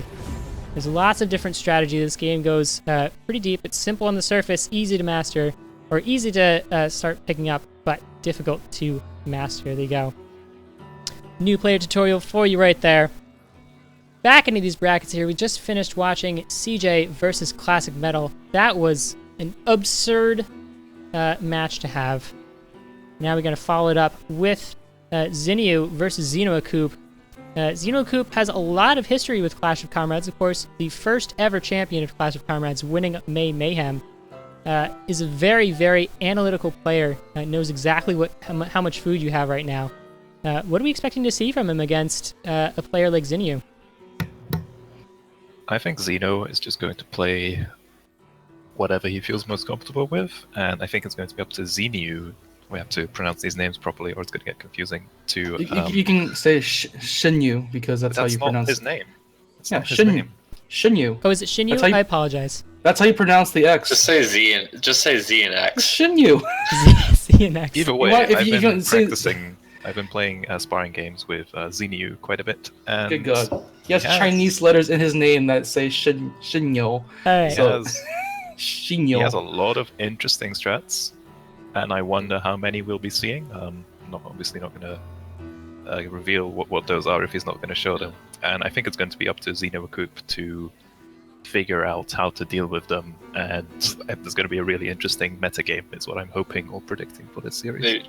They're both very dominant players, and we'll just be seeing it. They almost have very different philosophies about how you play the game, so I'm really looking forward to this set. All right, any other final comments? We know Zinyu has just come into the game recently, but it seems like he's been climbing the ranks and is able to give the top players a run for their money. So we'll see if this Titan of Tooth and Tail, Xenoacoup, is able to stand up and defeat Zinyu in these quarterfinals. It's going to be best of 5. We're going to have LeConte and Best Teammaker are going to take this one. Are you guys ready to start casting this? Let's do it. Looks like the players are getting antsy as all hell. All right. Players are ready. We will go ahead and join this lobby. It looks like Zinyu is not quite in this. Oh, yeah, he's there. Okay, he's there now. He's been there. They're just kind of jumping around, trying to choose what commanders they're going to take. There we go. Oh, Zinyu's going to go for Archimedes. He decided to become an Archimedes player. As LSR is no longer in this tournament right now, Shinyu shall be the Archimedes representative for the church and clergy. For those of you who don't know as much about the game, the different commanders are just the colors of your units. They don't have any special powers. But here we go. Gonna pass this off. All right, ladies and gentlemen, welcome. It's going to be Game 1, Shinyu versus Xenoacoup here, and this is going to be quite the battle indeed, but come on, map generation, you can do better than this. Ooh, this is going to be an interesting one. Xenoacoup instantly scouts what's up. Make sure you sync up with the replay, because there was some delay before the game actually started. Yep. I'm currently at 20 seconds just now. Perfect. All right. So both players know where each other are, and it's going to be a matter of who builds a warren, who builds what. Zenyu's base is really easy to defend, and unless of course he builds a warren right there. Oh, both of them just scouting each other's really 4 warrens out here, though. Zeno just puts it right next to his base, so if he does lose a fight there, he is in danger of losing farms. While Shinyu, he puts up really far forward away from his farm. Knowing that he does have some side advantage, he probably feels that his warrens are his mill is a little bit safer. It looks like we do have our first units coming in. Lizard versus Squirrel. Xenoacoop can sit his squirrels behind a warren and he's going to be fine, whereas Xenu has to be really careful about how he positions his lizards.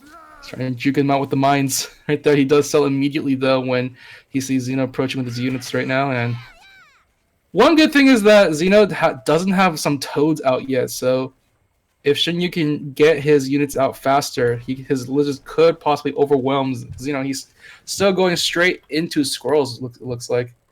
Xeno doesn't need toads currently because he can sit his squirrels behind the warren. And Xenu, alright, so this is his early fox. So we will see oh my gosh, 6-farm fox from Xenu. He has played this a few times, and we will see if it's effective. If Xenoacoop just plays his style and greeds up, and he's going to go ferrets probably he's to also push his back. But Xenu's fox, the warren is 2/3 done. So we'll have about a minute, and then we will have a fox on the field.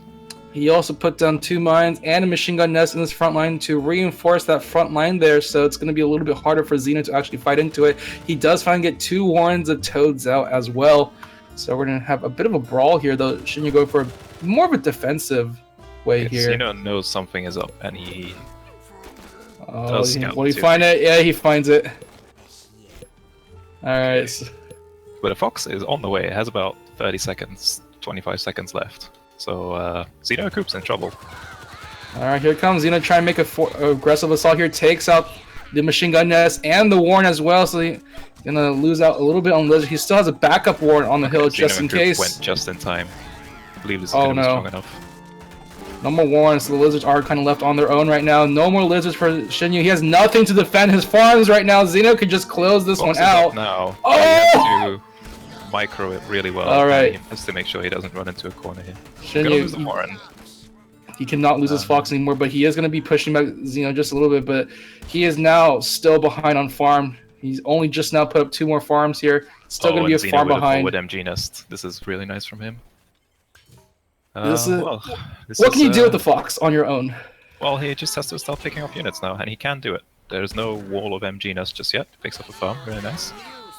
There's some roads that you can move around on, but yeah, Xeno is just going to put up a wall of MG nests, and now this fox is going to lose a lot of its value. Xeno is quite far behind now. He has to get his farms up, get an army up, whereas Xeno already has 5 tier 1 warrens. The good news I could say for Shinyu is that he has a lot more space to actually grow out more. He can probably go for a possible very far expansion if need be. Xeno is very considering nice. one too. Running around the MG nest, it's not quite a complete wall. And Xenoacoop loses another farm. So the fox has definitely gotten enough value, I feel. It's just unfortunate that Xeno had that he lost some farms for it. Xenu lost some farms for it. Yeah, there's one possible avenue of attack that Shinyu can take is that water area. There's no machine gun nest there to actually defend that side. I can go up north, like he did. North too. Yeah, he's gonna do it again. He takes out a couple units here and there and just tries to drive them a little bit forward. The fox is going to be in range, but already pulled back to the high ground. Now he has a few more units here in his retinue to defend his base, and Xeno going to have to back out for the time being. In the meantime, he's going to build a wolf of his own right now, going to see if he can buff up his economy as well as his build time and see what he can do with it. How would a wolf synergize with his units? Or is he just going to focus the wolf? Wolf is pretty strong because the toads run in really fast. But he has to be careful if the wolf buffs his farms too much, he's going to starve out really soon. Can the wolf buff an MG nest? Yes. Okay, so that could be the play Xeno might be going for in order to ridiculous. Face off against about the halfway fox. done, so has about 15 seconds left now. Xenu is breaking down this MG nest wall, so now the fox can... Yeah, so the fox has free reign now. He can start poking and poking. Xenu has expanded, whereas Xeno is down on 4 farms. So now it's Xeno who's waiting for his tier 3. Looks like it is going to finish, so he does have a wolf now. Oh, the toads are going in. The wolf is out in the open, but he's in the front of the line here and loses its life immediately. Shinyu still has its fox at a very healthy level here, now to be backed up with some more reinforcements. Xeno trying to see if he can distract the MG nest, but it's too late. Xeno has to call the GG, and Shinyu wins game number 1. Xenoacoop not pulling his wolf back, and it just gets sniped. That was rather unfortunate. And that will put Xenu, the upcoming good player, I need a better word for it, but he will take game 1. The up-and-comer. Up and The comer. greenhorn. Yeah. All these words. He's doing really well so far. He's reading what Xeno is doing, and he's using the map to his advantage. I will say it is a little bit of an unfortunate map for Xeno for that one, especially since Shinyu starts on a very high ground and Xeno in a corner with the water on one side of his farm. Hopefully this time he won't get a map that's possibly too one-sided. Let's see what will happen. Waiting for Xenu to ready up, and then we can get into game number 2 of this series. You won game 1. You need to win 2 more, Shinyu. You haven't won just yet. Now this is where the meta game is going to start, where who does what, who adapts in what way. It's going to be interesting, to say the least. So we know that both of these players are very creative in their builds.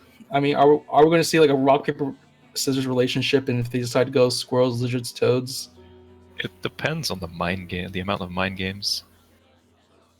We'll have to see. Not sure what's happening. We are asking the players if they can ready up. We can get game 2 underway. Alright, and did you think it was a good idea for Xeno to stick with the MGN nest wall for that long?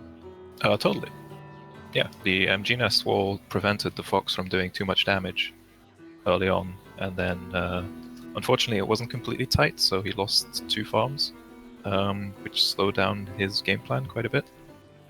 And then he didn't defend his MGs, which I think may have been a mistake.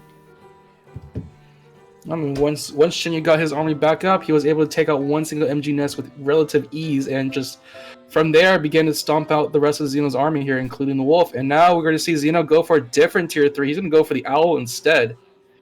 Yeah, and Xeno's probably looking to change up his build as well. He's not going for the fox rush this time. This could be any tier 2 push with pigeons, either early ferrets or early snakes. We'll have to see. Alright, here we go into game number 2. It's going to be Xeno Coop versus Shinyu. Let's see how Xeno Coop will adapt to this map. It looks relatively a little bit better for him this time. The map divided neatly in 2 by high ground. Yeah, I expect both players to get an early expansion of this map. Xenu's base only has 1 entrance really, because of the forest and the cliffs around it.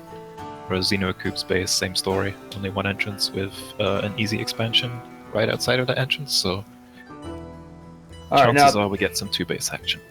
Alright, so tell me, what are the timings that each player is going to go for? Xeno has the owl in his retinue along with 2 tier 2s.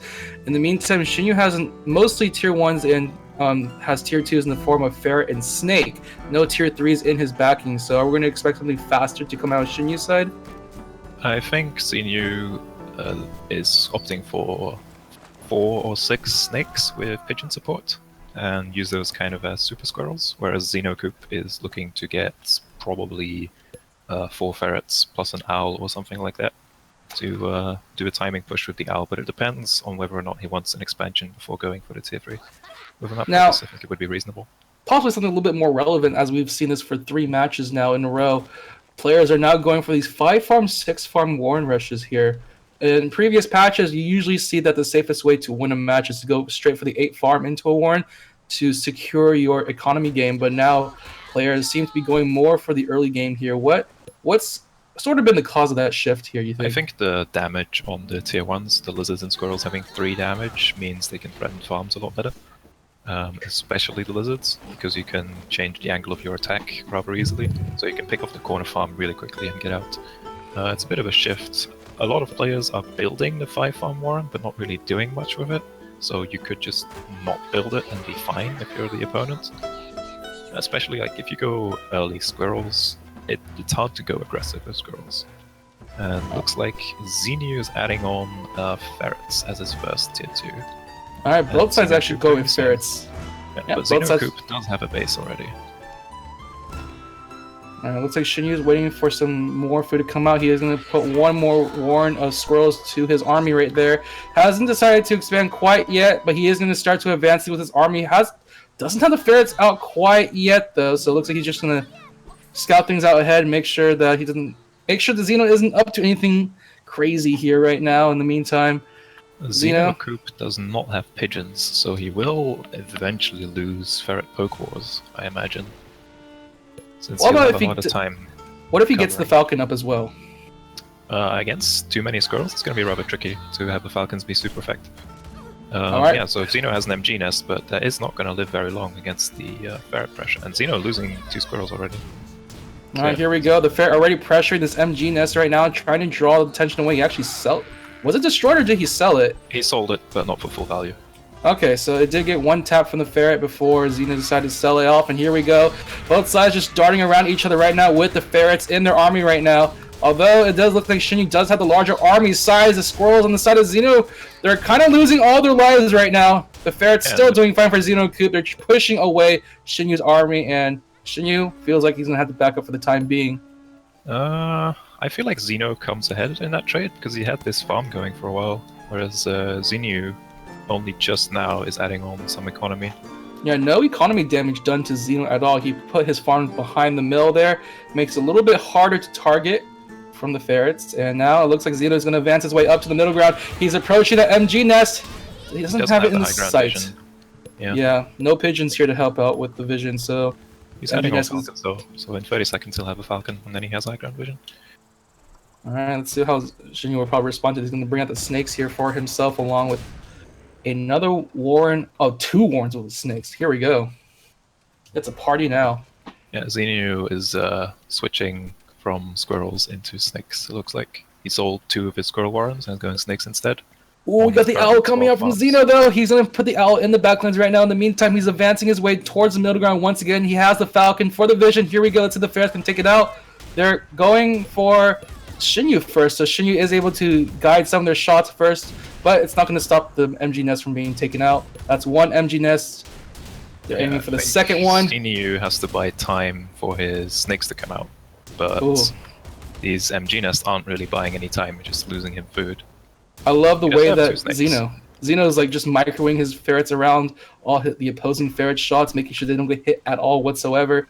And now safely taking out 3 MG nests with no hassle at all. Xeno Coop going double owl. What? He has a second owl warren. Oh my gosh, there it is. That's on the way. Alright, so how much of an army value does this add to Xeno's army then? He's gonna have... Depends on what Xeno Coop is going to do with his owls. If he uses them for slow value, not that much. If he wants to just win the game, 2 owls popping, a lot. Alright, well, the snakes are making their way into it right now, but not too many taps of poison. One Falcon now tapped with poison. Here we go. The ticker is going down for it. No pigeon to heal the poison wounds. But in the meantime, the owl is now up. Yeah, the first owl is up. The other one is going to take a little bit before it starts. And in this patch, the owl's gotten much stronger in that the mice have been pretty buffed in this patch. Unfortunately for Xeno Coop, his Falcon dies just as he was about to have enough food for the owl, so the owl is delayed again as he has to wait for the 180, which he has now. So in 40 seconds, he will have his second owl. I don't know if he wants to push right now. He's going to go ahead with it. He's going to lead his way with the mice and the owl, just in case the owl dies. He'll have the mice bomb at the ready. But the mice are taking a lot of the shots here right now. They even take the forward base that Shinyu was trying to go for. And here we go. The tier... Was he trying to build a warren up there? And this pressure might just be too much for Xenu, because his snakes aren't really able to do the damage here. And these squirrels and owls just coming forward, killing all of Xenu's warrens. And the mice, they're tanking all the poison shots from the snake right now. The owl goes down, but here come a bunch of mice ready to play here with Shinyu's troops here. All the warrens are now gone for Shinyu. He has barely anything left here. His army is the only thing left he has. If that dies, it's gone forever. But Xeno, he has him trapped in the corner. There's no escape for Shinyu here. He's just going to have to watch his units die one by one. The owl reinforcement is here, and that's going to be game. Xeno with the owl strategy takes game number 2. The owl bomb is still quite strong, since Andy Wen decided that the mice weren't strong enough, so he gave them 15 HP and some extra damage. That's pretty good. The mice, that ties the series 1-1. The mice tanked so much damage from Shinyu's army that by the time the mice finally wore down, the rest of Xeno's army already slowly inching their way forward from the back lines. It was a great play from Xeno from that one, and let's see how Shinyu's going to respond to this. His snakes kind of got rendered useless in that last fight. Yeah, the snakes unfortunately not doing. They weren't able to sit and do damage because there were a few too many squirrels from Xeno Coop's side to just out DPS the snakes. We'll see how this players adapt for the next game. And Shinyu, he looks like he's going for a very similar strategy, although it's mostly tier 1s, mines, and ferrets. So probably looking for that early game aggression here. In the meantime, Xeno looking like he's sticking with the same composition. Alright, here we go. It's going to be game number 3, Xeno Coop versus Shinyu. Currently tied 1-1. This is a Xeno map. Oh gosh. He doesn't really have a third base, but it is allows for a second expansion rather easily.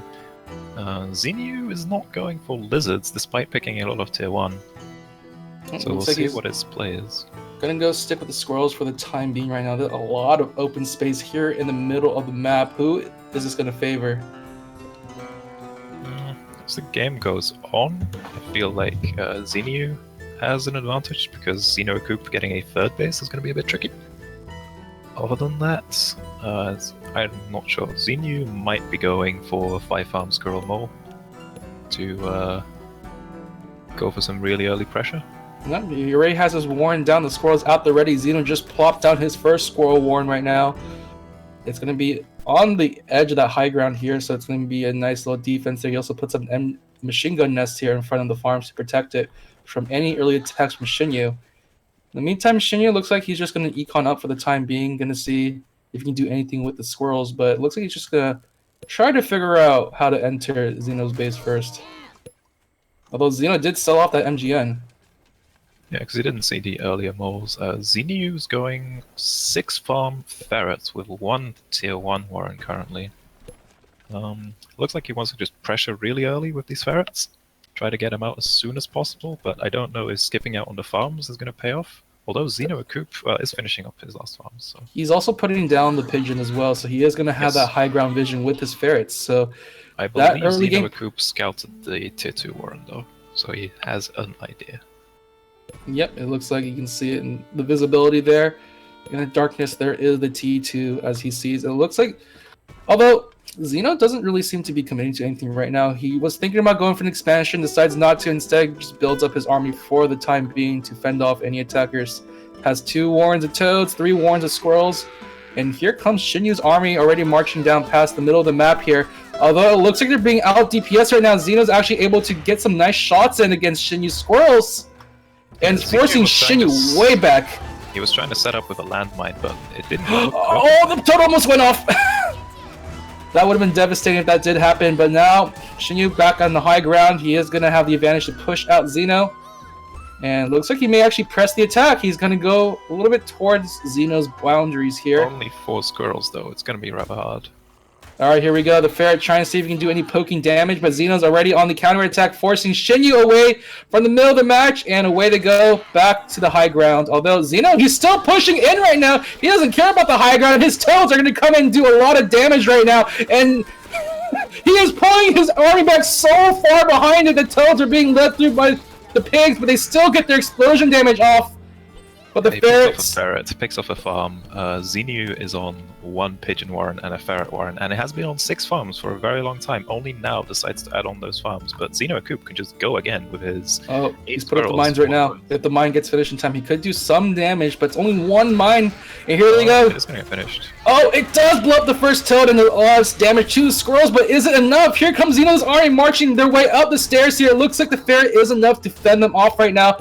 Xeno does not have enough army value to continue on forward. Xeno can just wait a minute, wait 30 seconds and go again, because Xenu doesn't have any units right now. Oh, he sold up his ferret too. The mines are being away. That's it. Shinyu's out of money here, and Xeno will take game number 3. Xenu going for a very aggressive play, hoping to go set up a staging area with ferrets, but he only had 6 farms to back it up, and as the game went later, Xeno Coop just had the advantage because he had a higher economy, was just keeping his warrens alive. So wasn't the mistake going to ferrets that early on and not giving much of it? I believe Xenu's idea was good.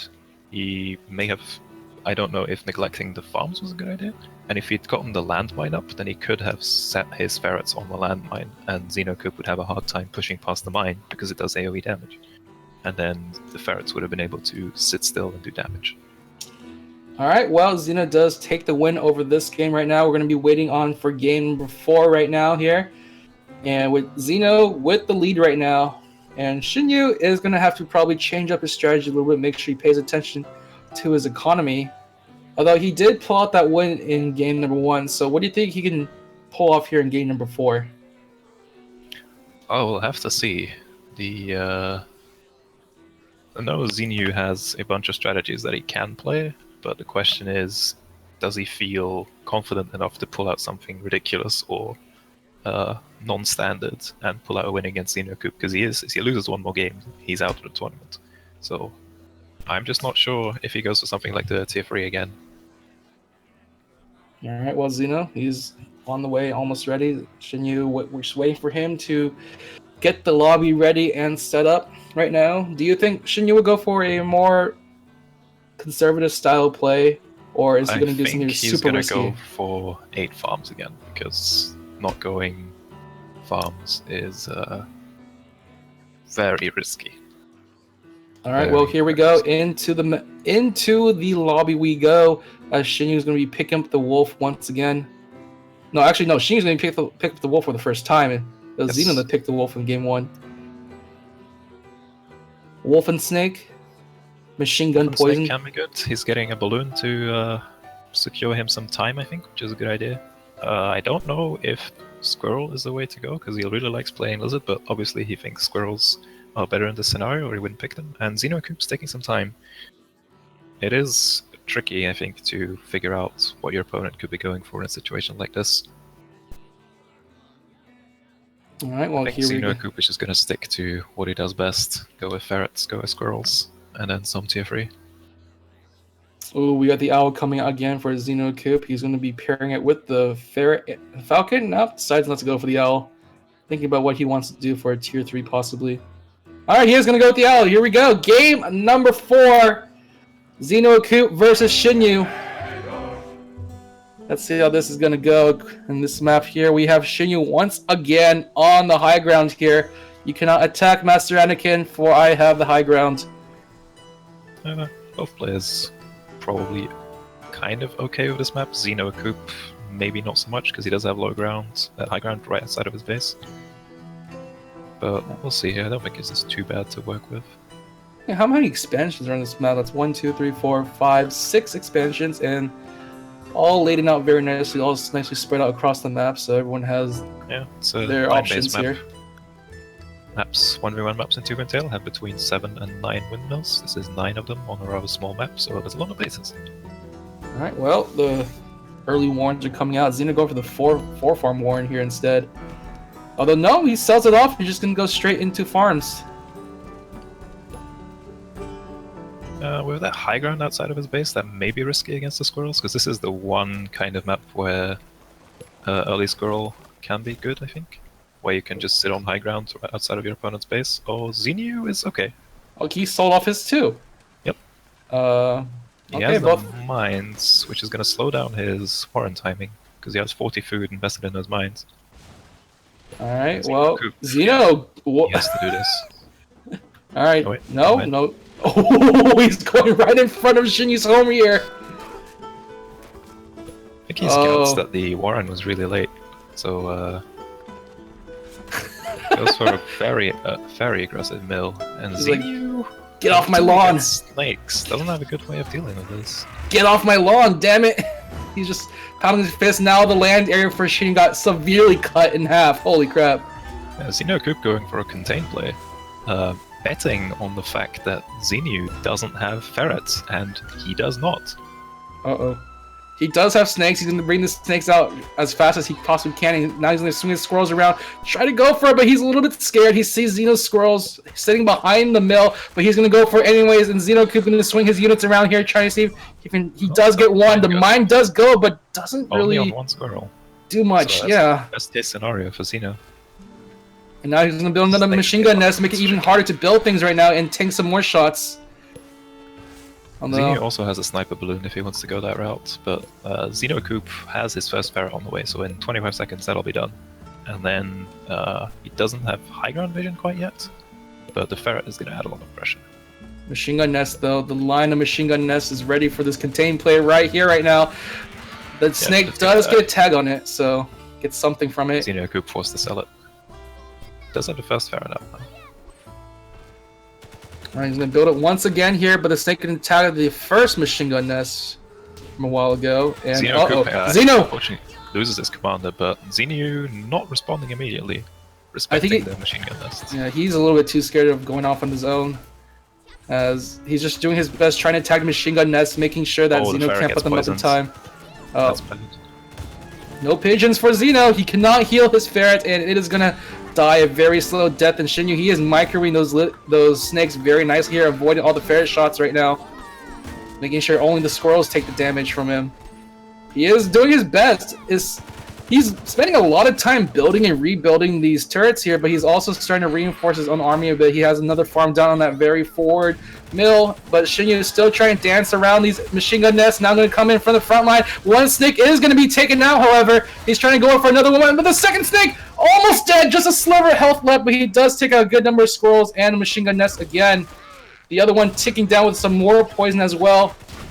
Can they do it? The snake just wants to tag a poison. He tags one of the ferrets. It's going to go die very, very soon right now. And now he's going to be dancing around the mill. He does get the poison tag onto the mill right now. And he has a second snake up again. That's a forward base dead for Xenocoop. Now, Xenocoop never built his 8th farm back at home. So he is still going to try and push in here, it looks like. Oh, he steps on that one mine that was built a long time ago. And he also dies here. You can say goodbye to his ferrets and squirrels right now. Yep, and they're gone just like that. Xeno loses the forward base here in this gambit, and the contain unsuccessful as Shinyu uses snakes to full effect here. Xenocoop selling his ferrets and quickly trying to rebuild, but if Xenu pushes out right now, Xenocoop's going to have a very hard time defending. Say hello to poison. One warren is going to be tagged with poison right now. They are going to back off, making sure the snake doesn't needlessly die here. As all the warrens have been built up, so there is a nice little wall of warrens around the farms. We are closing on that 5-minute mark, as 4 farms are going to suddenly disappear. Yep, there they go. And in the meantime, Xeno is in a very tough spot right now. He's losing his warrens left and right to the snake. One snake already taken out, but another one's on its way very soon right now. He just needs to take out one more snake if possible. He's not close enough. The snake does retreat back to the high ground. Almost gets one more hit. But the pigeon's there. So it's going to start healing it up really soon. He also tagged one of the few remaining farms that Xeno has. It's gone now. And Xeno only has 2 horns of squirrels to his name. He does take out the snake, but reinforcement is already making its way here right now. And Xeno trying to do his best to micro 1 or 2 squirrels left alive, but that's it. It's GG's. Shinyu will be taking this to a game number 5. Xenocoop going for the... I don't want to call it a disrespect play. It was an attempted contain, and it just didn't end up working the way he wanted it to. The snakes versus not having pigeons definitely working into Xenu's favor right there. So yeah, let's go game 5. I'm ready. Alright, here we go. Shinyu challenging one of the older members of the Tooth and Tail community here, showing that he has what it takes to become the top player here. Xeno, unfortunately, with that contain, was not really able to shut Shinyu out, as he was able to dance around his machine gun nests very deftly with those snakes. Yeah, the snakes basically countered both the machine gun nests and the ferrets, because Xeno didn't have pigeons for that game. Looks like a Xenu asked for about a minute pause time to catch his breath, most likely. Oh, he deserves it. If he did not micro the snakes as well as he did, he would have lost so hard there. Yeah. Just making sure he dodged all the ferret shots and tagging the machine gun nest once and backing out immediately, forcing Xeno to sell and rebuild. Definitely showing the power of good control and pigeon support for a composition like that. So yeah, I hope both players bring their best game for this game 5. Excited. We just want like an army of owls versus an army of ferrets and owl. Wait, what? An army of snakes versus an army of ferrets. Let's do this. All tier 2s. Doesn't sound nice. Alright, here we go. Looks like players are ready. Xenu doing pretty much the same thing as last game, except for going wolf. He No, believes it's the same build. this is the guy who's been championing the power of the snake throughout his competitive career here. And right now, here we go. Players are not messing around. They know what they want to do. These are the same loadouts here, and here we go into game number 5 here, the deciding one to see who moves on to the next round. And the bases are relatively close to each other this time, but Shinyu's base only has one entrance. I expect that there will be some discussion about this map. Whoever takes this game, it doesn't matter, but there is going to be complaints about the map either way. Xenu doesn't have a lot of space to build on unless he goes forwards, which he will have to if he wants to take his expansion, but his expansion isn't great because there's the high ground right outside of it, so we'll see how it ends up going, whereas Xeno Coop has 2 bases that are completely uncontested, so he can just get the backcountry, 3 bases actually. Alright, here's a bit of an issue for Shinyu right now. He doesn't have any units. Oh, well, he just sells his own units. Never mind. I was wondering if Xeno was going to go for a very early push here, but he just sells off his Warren first in favor of farms, it looks like. Yeah, Xenu going 7 farm Warren, whereas Xeno Coop is going to go 8 farm Warren. Both players deciding that early aggression may not be what they want to do. Just play a little bit safer here, and Shinyu does have the mine out in front of his base there. It's actually a really good mine placement. It's the choke point into his own base. Yep, that mine is going to do work if Xeno Coop decides to push. And if he doesn't, then it's only 20 food, so it's not going to make a huge difference. Xenu is building his tier 1 out in front, which is nice because it gives him warrens that are very hard to scout back in his main base. So if he does want to get out that wolf or a lot of snakes, then Xeno Coop is probably going to be unable to scout it. Xeno does spot this one mine, does take it out. So Shinyu wants the territory here. He's going to go for this he has to. expansion here. Make sure that he isn't going to be stuck in a corner like that. In the meantime, Xeno will respond with an expansion of his own, building up a little bit north of his own base here. Does take out the commander, so Xeno Coop's going to try and push into this. And Xeno Coop has the squirrel numbers. He has 7 from 3 warrens, whereas Xenu only has the 2 squirrel warrens, courtesy of that base. He's going to go for a balloon. He is going to be dropping a balloon right now with the mine right next to it, just as insurance here. And here he goes. Xeno trying to make his way up here. He dies though, unfortunately, on the high ground. His squirrels are now fair game, but Shinyu decides to just back up for the time being before he goes on in, and Xeno revives just in time to retreat his squirrels. That was a win for Xeno though. Just the fact that he had more squirrels, he denies the balloon going up. So that was good. For Xeno Coop just stops Xenu from reinforcing the position. Toads, I'm not too sure about, but he keeps like poking away at this mill and keeps Xenu on his toes. If he builds farms on it and he gets sniped, then he loses quite a bit of food. Shinyu does have the snake horn at the ready, and it's now currently building for him. In the meantime, Xeno trying to pressure up here. His toe does do a lot of damage, takes out the forward warren, and now Xeno's going to use his advantage here to try to press on forward. But there's the mine right there. If he approaches a little bit too close, he could be taken out. He first takes out the snake warren, so no more snakes. I mean, but all the squirrels are gone. Xeno is gone as well. Oh, a nice little trade there, I guess, is what you can say. The mine kind of saved it. The mine value, man. Xeno has 11 farms. Xenu is locked into this position now, and lost his snake warren, which was already building a snake. So he lost 100. He lost a lot of food there. These toads are kind of running in and dying, so they're not amazing from Xeno. But yeah, Xenu he's has doing to it again. make a play here. He believes in the power of the mines, my friend. 4 mines placed down immediately here. Looks like they will be built in time. No, not 1 is going to be taken down, 2 taken down, so he only has 2 mines on the high ground, which 1 does actually activate, but doesn't do enough damage to the army. Now Xeno marching his way down, taking out warren after warren here. As Shinyu, he only has 2 squirrels to his name right now, and the mines are of no use here. He has a snake warren behind him, but it might not be enough. The squirrels are now pouring on in. 2 farms gone, 3 farms gone, 4 farms gone, and now Xeno, he's not going to press his advantage here. He is just going to back off for the time being, but 4 farms gone for Shinyu. Yeah, Xenu. And there goes the mines. Oh, that was a good mine. Xeno Coop just going with this toad and squirrel ball. Oh, Shinyu, where are you going? The game, probably. He's doing his best. He's trying to get his snake up. He does have 2 snakes at the ready here. See how much they can use to defend, but it might not be enough. The toads are making their way in. The squirrels as well. They're just going to machine gun this mill down, and there we go. Xeno takes game number 3. 5. Whoops. Number 5. Number 5. Coop's going to be advancing. What a series, though. That was good. So good plays for both guys, but Xeno Coop will be moving on to the next round. People, the panel here, what do you think of that? We finally went to a game 5 in the first round of the top 8.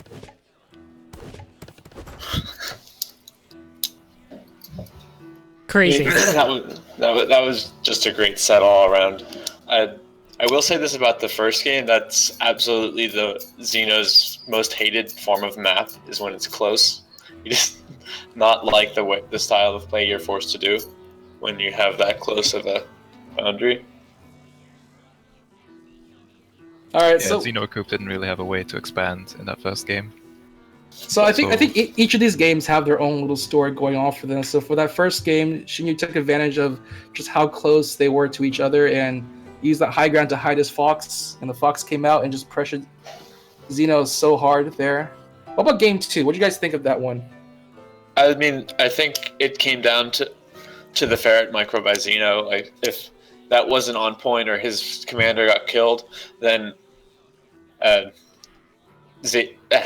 can't pronounce his name. X would have been able to just take it. Yeah, the series was really close, all things considered. Xeno Coop not going for pigeons kind of surprised me, but he didn't need them in the end. It's just whenever Xenu did get his snakes out, they did a lot of work, except in the owl game, because the owl bomb just so strong. Well, also it like wants to get a burst of value. Well, also like the mice were just tanking the shots from the snakes because they were up front and moving fast, and like that. I hadn't really realized how well owl counters snake ball. Yeah, because the snakes need lots of time to put up the DPS that they need to do, and by the time they do get out the DPS, the owl explodes and overwhelms them, which is crazy. I think the timing is just about set, so like the snakes can't kill the one mouse before the next one's up. So like it becomes a much harder game of like actually trying to get your snake something else. All right. Yep. And then the other notable game also to talk about was that brilliant game number 4, done by Shinyu, just fending off the contain from Xeno. What did you think about that one? I think that micro on the snakes was amazing, dodging all those ferret shots. While he also built like the windmill in the back, and he built the warrens. He did a great job there. Yeah, I think that was just the let's see if he can handle Master Cheese kind of game. Like, still, Xenu played that match just the way he should have, and when he microed, he kept tagging the MG nest and backing off. He tags the mill, backs off. He played perfectly. So, despite Xeno maybe not going for an optimal strategy, Xenu still showed that he can beat it, he can do it, and he can take games. So this was a great series. Yeah, all right. Lots of skill being showcased by both players. All right. Should be no shame in losing. Well, with that, Xeno Coop is going to advance into the semifinals. Congratulations to Xeno Coop, and congratulations also to Xenu for performing so well. Those are some of the best games that I've seen in a while in terms of back and forth. Right now, though, it's time to move on to AV Ultima versus Shigashi. I am interested to see how this matchup goes down. AV Ultima, of course, a former champion of July Joust, was the first to topple Xeno Coop. Shigashi, a new player. Licante, of course, training Shigashi, is your prodigy. More or less, I would more say a good friend that I introduced to this game. So, especially we're going to see a lot of lizards, snakes, skunks, and pigeons from him. As Licante does like to do. I'm not sure. I think he has his own style, but we'll find out. All right, well, let's go ahead and jump into this lobby right here. It's going to be Shigashi versus AV Ultima. Shigashi going to be the quartermaster in green, AV Ultima as Hopper in the red. It's going to be myself, Captain Fog, and Hunter Zero, of course, casting with me. Hunter, you ready? I am ready, yeah. Just waiting for the players to ready up here. We'll see how this goes down, whether the players can adjust to the Tier 3 changes. Eevee Ultima in May Mayhem used to have a crazy early game. You'd go for 5 farms, and that's when squirrels were very strong. So we'll see whether he can take advantage of that Tier 3 change. Tier 3, of course, coming out a lot earlier. He is not worried about the build at all. He instantly picks Squirrel, Toad, Wolf, Owl. Yeah, it's something interesting along with that Tier 3 change is that Wolf now buffs the speed, of course, of the units around it. So at one at a time, it can hit a farm to make the farm quicker. It can hit a lizard to make the lizard run and attack faster. It can hit a machine gun turret to make it fire faster. So overall, a boost to economy as long as you can get it out in time to do enough. Okay, here we go. Going to game 1 of... Okay. Oops. That went well. GG. Slight technical problem here. We'll check back in with you crashed. in a minute. Yeah, my game crashed as well. That's right. Slight technical And problems. Xeno, and AV wins the set. There you go. Well played to AV. All right. Let's just restart this game here. We'll see if we can get it back up. We'll keep you updated. Again, this game is still in alpha. It is running very stably, though. I haven't had any frame dips at all so far. Here we go. Waiting for this match to come up. Hunter, have you seen any of Sagashi's plays so far? And we saw. So he hasn't been in any of the highlights, has he? Yeah. Fairly. So I have fairly no recent. idea what to expect from him. Yeah. We will see. Waiting for these players to create their lobby again. Let's see what's going on. Well, there's a lobby up. It's Shigashi. There we go. All right. Here we go. Let's try this again. Both players are in their lobby, ready to go. Shigashi as the core master, Eevee Ultima as Archimedes in the yellow. And we're all set. I'm quite interested to see how this play goes for AV, because last time we saw major tier 3 plays like this, like I think it was either July Joust or September Showdown. No, it wasn't. It wasn't July Joust, but there was a particular meta where people did the tank up with defenses like Sniper Balloon and MG Nest into like a tier 3 fairly early. I'm wondering if he's going to go for a similar thing. But interestingly, he didn't go for any defenses last game, and he's not doing it this time either. So I'm not entirely sure how this is going to work out. I'm looking forward to seeing how it goes. Here we go. And it didn't crash. Here we go. Going into game 1 of this quarterfinal set. AV Ultima to the south end of the map in the yellow. Shigashi to the north end of the map in the green. Shigashi has a great base right in front of him. Nice high ground. It's not got too much space around it, but I think it's a good position for him. What do you think? Yeah, I think AV Ultima is going to have to play this carefully. It's not a great base, or not a great map for tanking up a lot of resources and throwing down your tier 3s all at once to try and push over, because he's got so much open space around. He's got multiple ways to go in. Some choke points to the north, but Shigashi does have a much more closed up base. So we'll see how that goes. All in all, though, bases kind of split down the middle. Nice road separating them in between. Shigashi maybe with a slight advantage. One of those bases a little bit easier to get to for Shigashi. And of course, that tower base in the north of the map. So that's pretty well. Going for 6 farm into a squirrel warren. So start things off. AV Ultima going Both for... players doing that. Yeah. 2 warrens for AV. Shigashi's probably going to do the same thing. Oh no, he's just going to go and scout again. So he's going straight into his 8th farm. Still fairly standard stuff. I don't think AV's going to have too much of a trouble here. Like, his natural expansion's not exactly far away. The only problem is it's kind of easy to shoot at from that high ground base of Shigashi. Especially, both players have ferrets, so I think ferret play is going to be a big factor here.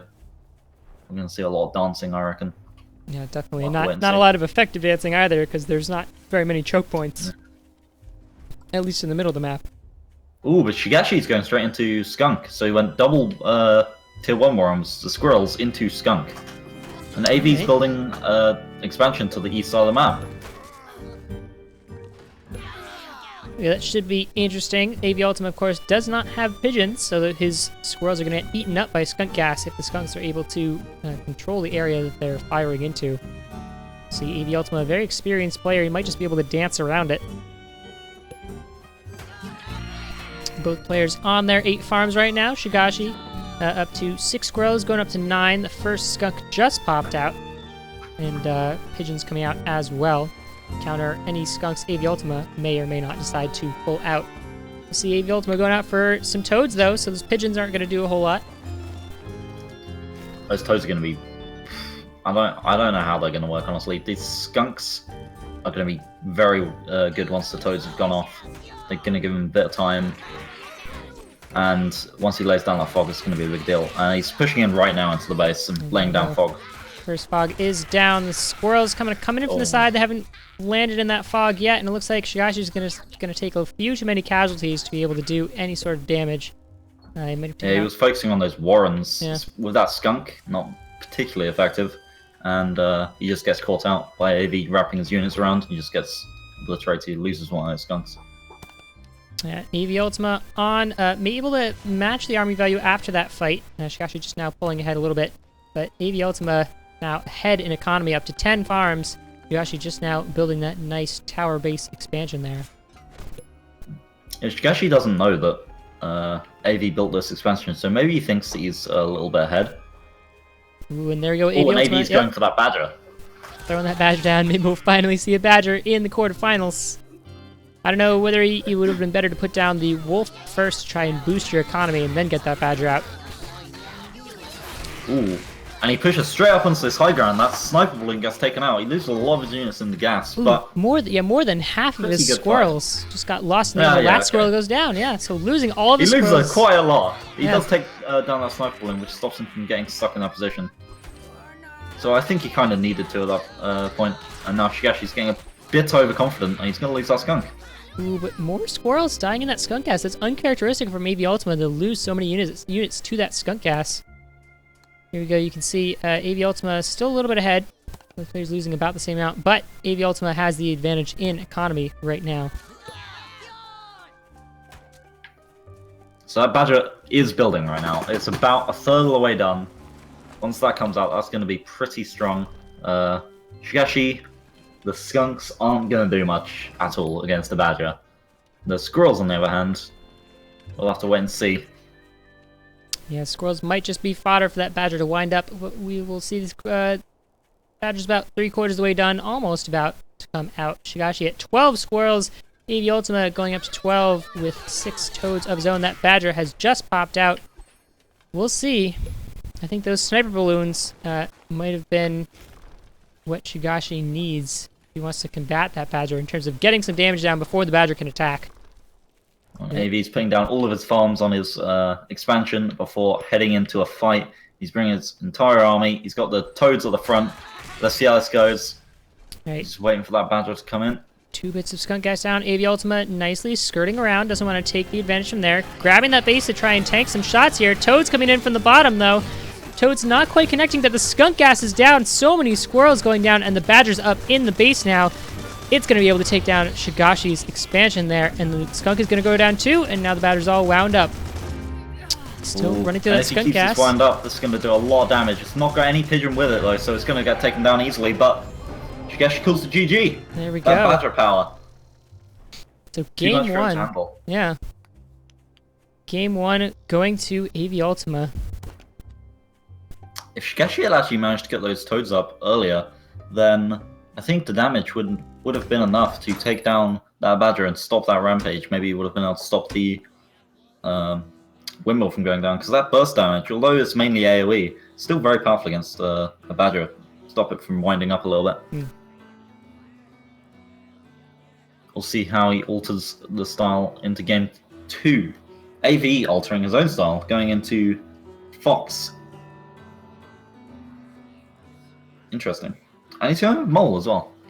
He's also taken a structure this time. See how that changes things. There we go. Yo, not quite. Shigashi deciding to change the sniper balloon at the last second there. Going for those mines. We'll see. Oh, no, sniper balloon going in. Decides to ditch the mines for a fox of his own. So maybe some fox on fox play during this game. Score is 1-0 for AV Ultima. Going into game 2.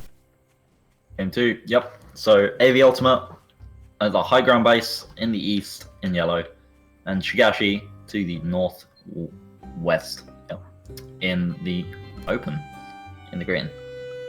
So very different bases.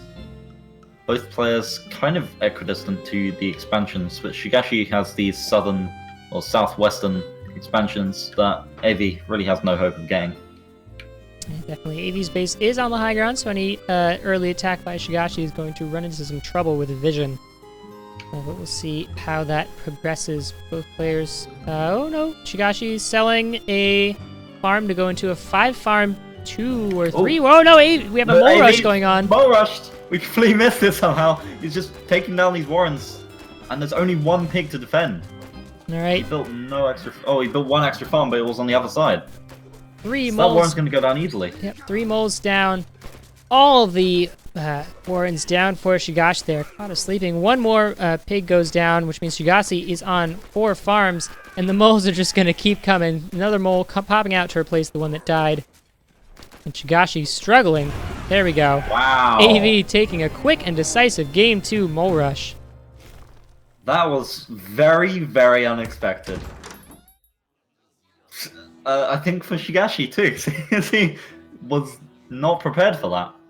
Wow. Yeah, sold that farm, but just game with a mole rush. Yeah, didn't quite scout that in time to see that AV hadn't built any more farms. Although we didn't scout either, and we were looking at the whole map. So. GG, like, oh, I think the southern expansion's just gonna be out of reach for AV. And oh, by the way, there's a mole rush and the game's over. Okay, well, I was invested in that map. Alright, looks like we just barely missed both players running up, so we aren't going to get to see the army selection this time. A little bit of a bug. That's well, okay. I'll let you know. Shigashi's going with a similar build with Fox. So pretty much the same. I think he's gone for MG Nest instead of Balloon. AV Ultima, switching his up. He's got rid of the mole. He's going Squirrel, Toad, Ferret, Skunk, and a Badger. Alright, remember, if AV Ultima can close out the series, AV Ultima will advance to the semifinals, taking on Xeno Coop. Ooh, he gets rid of the Badger and he's going with a Wolf, going into Game 3 here. We have AV Ultima to the east end of the map in the yellow, Shigashi to the west in the green. And this is an odd little map here. Oh, yeah. AV Ultima space in a little valley there. Also, AV Ultima cannot get to these southern bases without going all the way around the map. Yeah. He's So got that's like brutal. 2 bases on his side of the map? No, one. One base on his side of the map. Wow. And there's no hope of rushing in this game, so I don't know how he's going to be able to play this. He can't play aggressively. Oh, it's man. way too long distance. He's going to need to take control of Shigashi's main base. Oh, this is ridiculous. At least he has ferrets, so maybe... He doesn't have any high ground vision. He has nothing. How is he going to do this game? Alright, we'll see. Really, I suppose tough. AV could expand to one of the southern bases to try and block that off and retain some high ground and then just teleport between them. Or burrow, I'm sorry, between the 2 bases. But look at this. Look at this. Shigashi just kind of hanging out on that ledge. He could use whatever he wants. He's got Fox. I guess that's... And he's got Squirrels, Skunk. so he could just kind of sit there and poke from the high ground. Yeah, this is very rough for AV, and right now he's deciding going to 8 farm into Squirrel Warren, which is probably the correct play. I mean, there's no real threat of aggression. His zone of control does extend onto this high ground area, so that's good, I guess. If he does go for this burrow play where he gets a base on the high ground as well, his army is going to be super split. It's going to be really tough for him. And Shigashi's just going to go super greedy into a warren, windmill on just 2 warrens. And he can easily get away with it. Well, I mean, what's AV going to do to stop him? Just march with his squirrels slowly? that is what he's going to do. We'll see. Shigashi does have that machine gun turret up, so AV knows that it's not going to be easy to poke through there.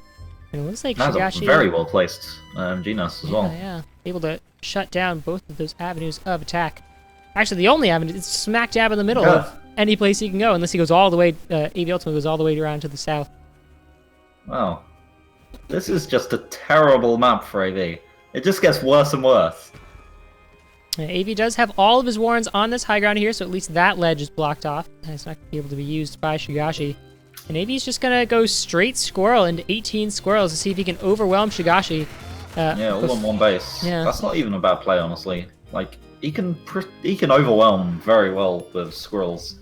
Like, with the first few picks, you can cripple the enemy's DPS, and yours is just still really high. Yeah, Shigashi needs to scout, though, because if he doesn't see that there's a giant wall of squirrels coming, he's not going to be able to put up enough things to try and defend. He already has the skunks on the way, and that's going to be pretty effective, and here we go, he's going into it. Lots of squirrels on the field now. 14 still there. Down goes the machine gun. Oh, he just completely melts that machine gun there, so now he's going to take this expansion super easily. And there's nothing Shigashi can do, and he can take down the tier 2 Warren as well, so skunks aren't even going to be a factor. AV is actually going to claw his way into this game. There we go, and maybe even take it. He has the high ground now. He has control over the entrance to Shigashi's base, and he's going to go ahead and buy that gristmill there to seal the deal. AV losing a lot of units, but more reinforcements coming in. Yeah. With that many Warrens, your reinforcements are super fast. So we'll see what Shigashi can do here. AV has control of that high ground base now. He's just going to keep poking in. There we go. Shigashi's commander dies. He loses control of his army in the minute. AV Ultima takes game 3 to sweep the series 3-0 against Shigashi. That GG. was quite a sweep indeed. Shigashi had no idea that was coming. I don't think he scouted, did he? I don't think he scouted those massive amount of Warrens, and if he did, he wouldn't have gone for such a greedy play. He could have just sold some of those farms and gone for more MG nests, maybe. With enough MG nests, he could have crippled that attack. That was a ridiculous game. Wow. Well, GG to AV Ultima, going 3-0, sweeping the set to advance to the semifinals against Xeno Coop. Let's go ahead and bring it back to our analysis panel to talk about that set of games. Analyst, what are you thinking about that? AV punished the greed so hard there. Yeah, AV scouted what Shigashi was doing. He knew 100% that he was going for farms, whereas Shigashi had no idea that AV was just going pure squirrel.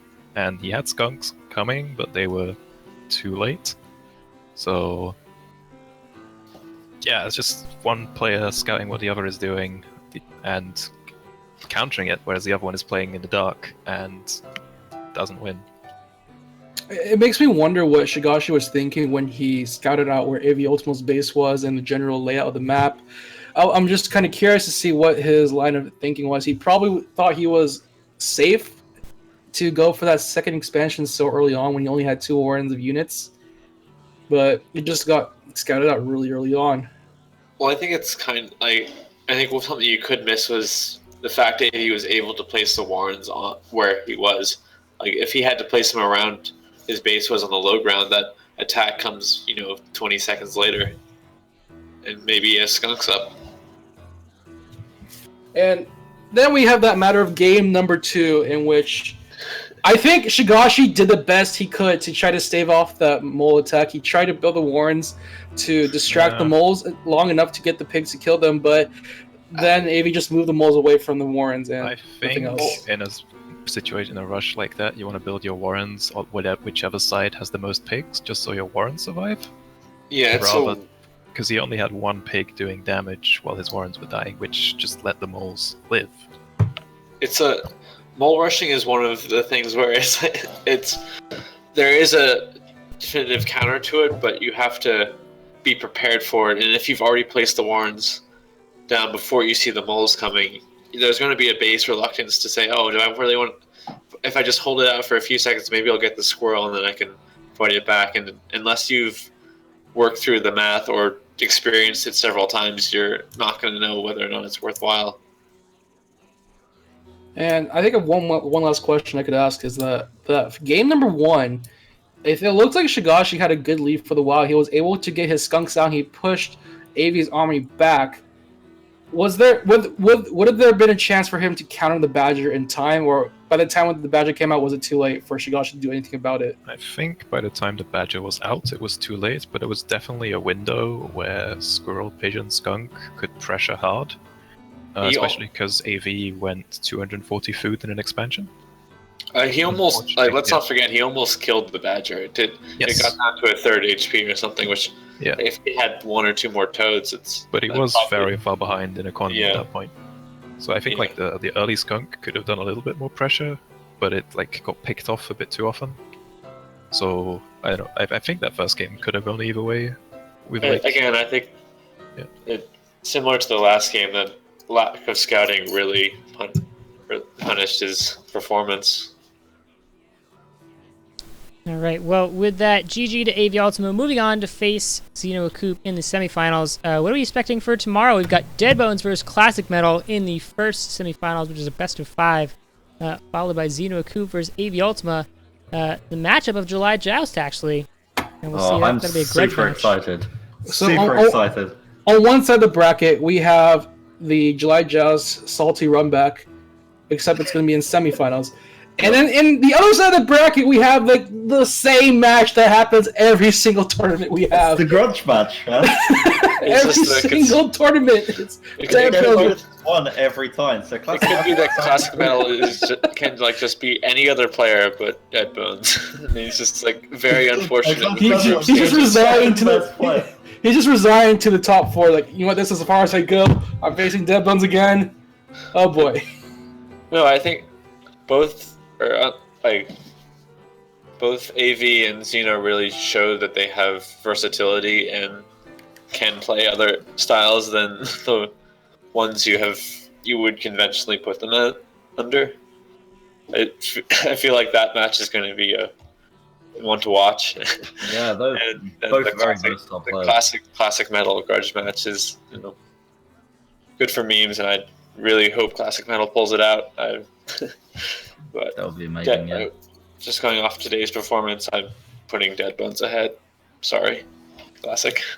All right. Well, whatever happens, we will find out tomorrow at 3 p.m. Eastern Standard Time. Same time, same place, right here on the Clash of Comrades Twitch channel. We will see you tomorrow for the semifinals and also the bronze match and the much-awaited, much-lauded grand finals, best of 7 for Clash of Comrades November Knockout. 1 month in the making. My name is Captain Fogg. I want to thank you guys so much for joining me casting. We have Best Team Maker Hunter Valently and LeConte joining us today for casting. Thank you guys so much. No problem. It's been a pleasure. Yep. 'Twas fun. All right. We're going to sign off for now. Thank you all for watching this stream. Hopefully you will join us tomorrow at 3 p.m. Eastern Time for the conclusion of the November Knockout Finals. Thank you very much and have a great night.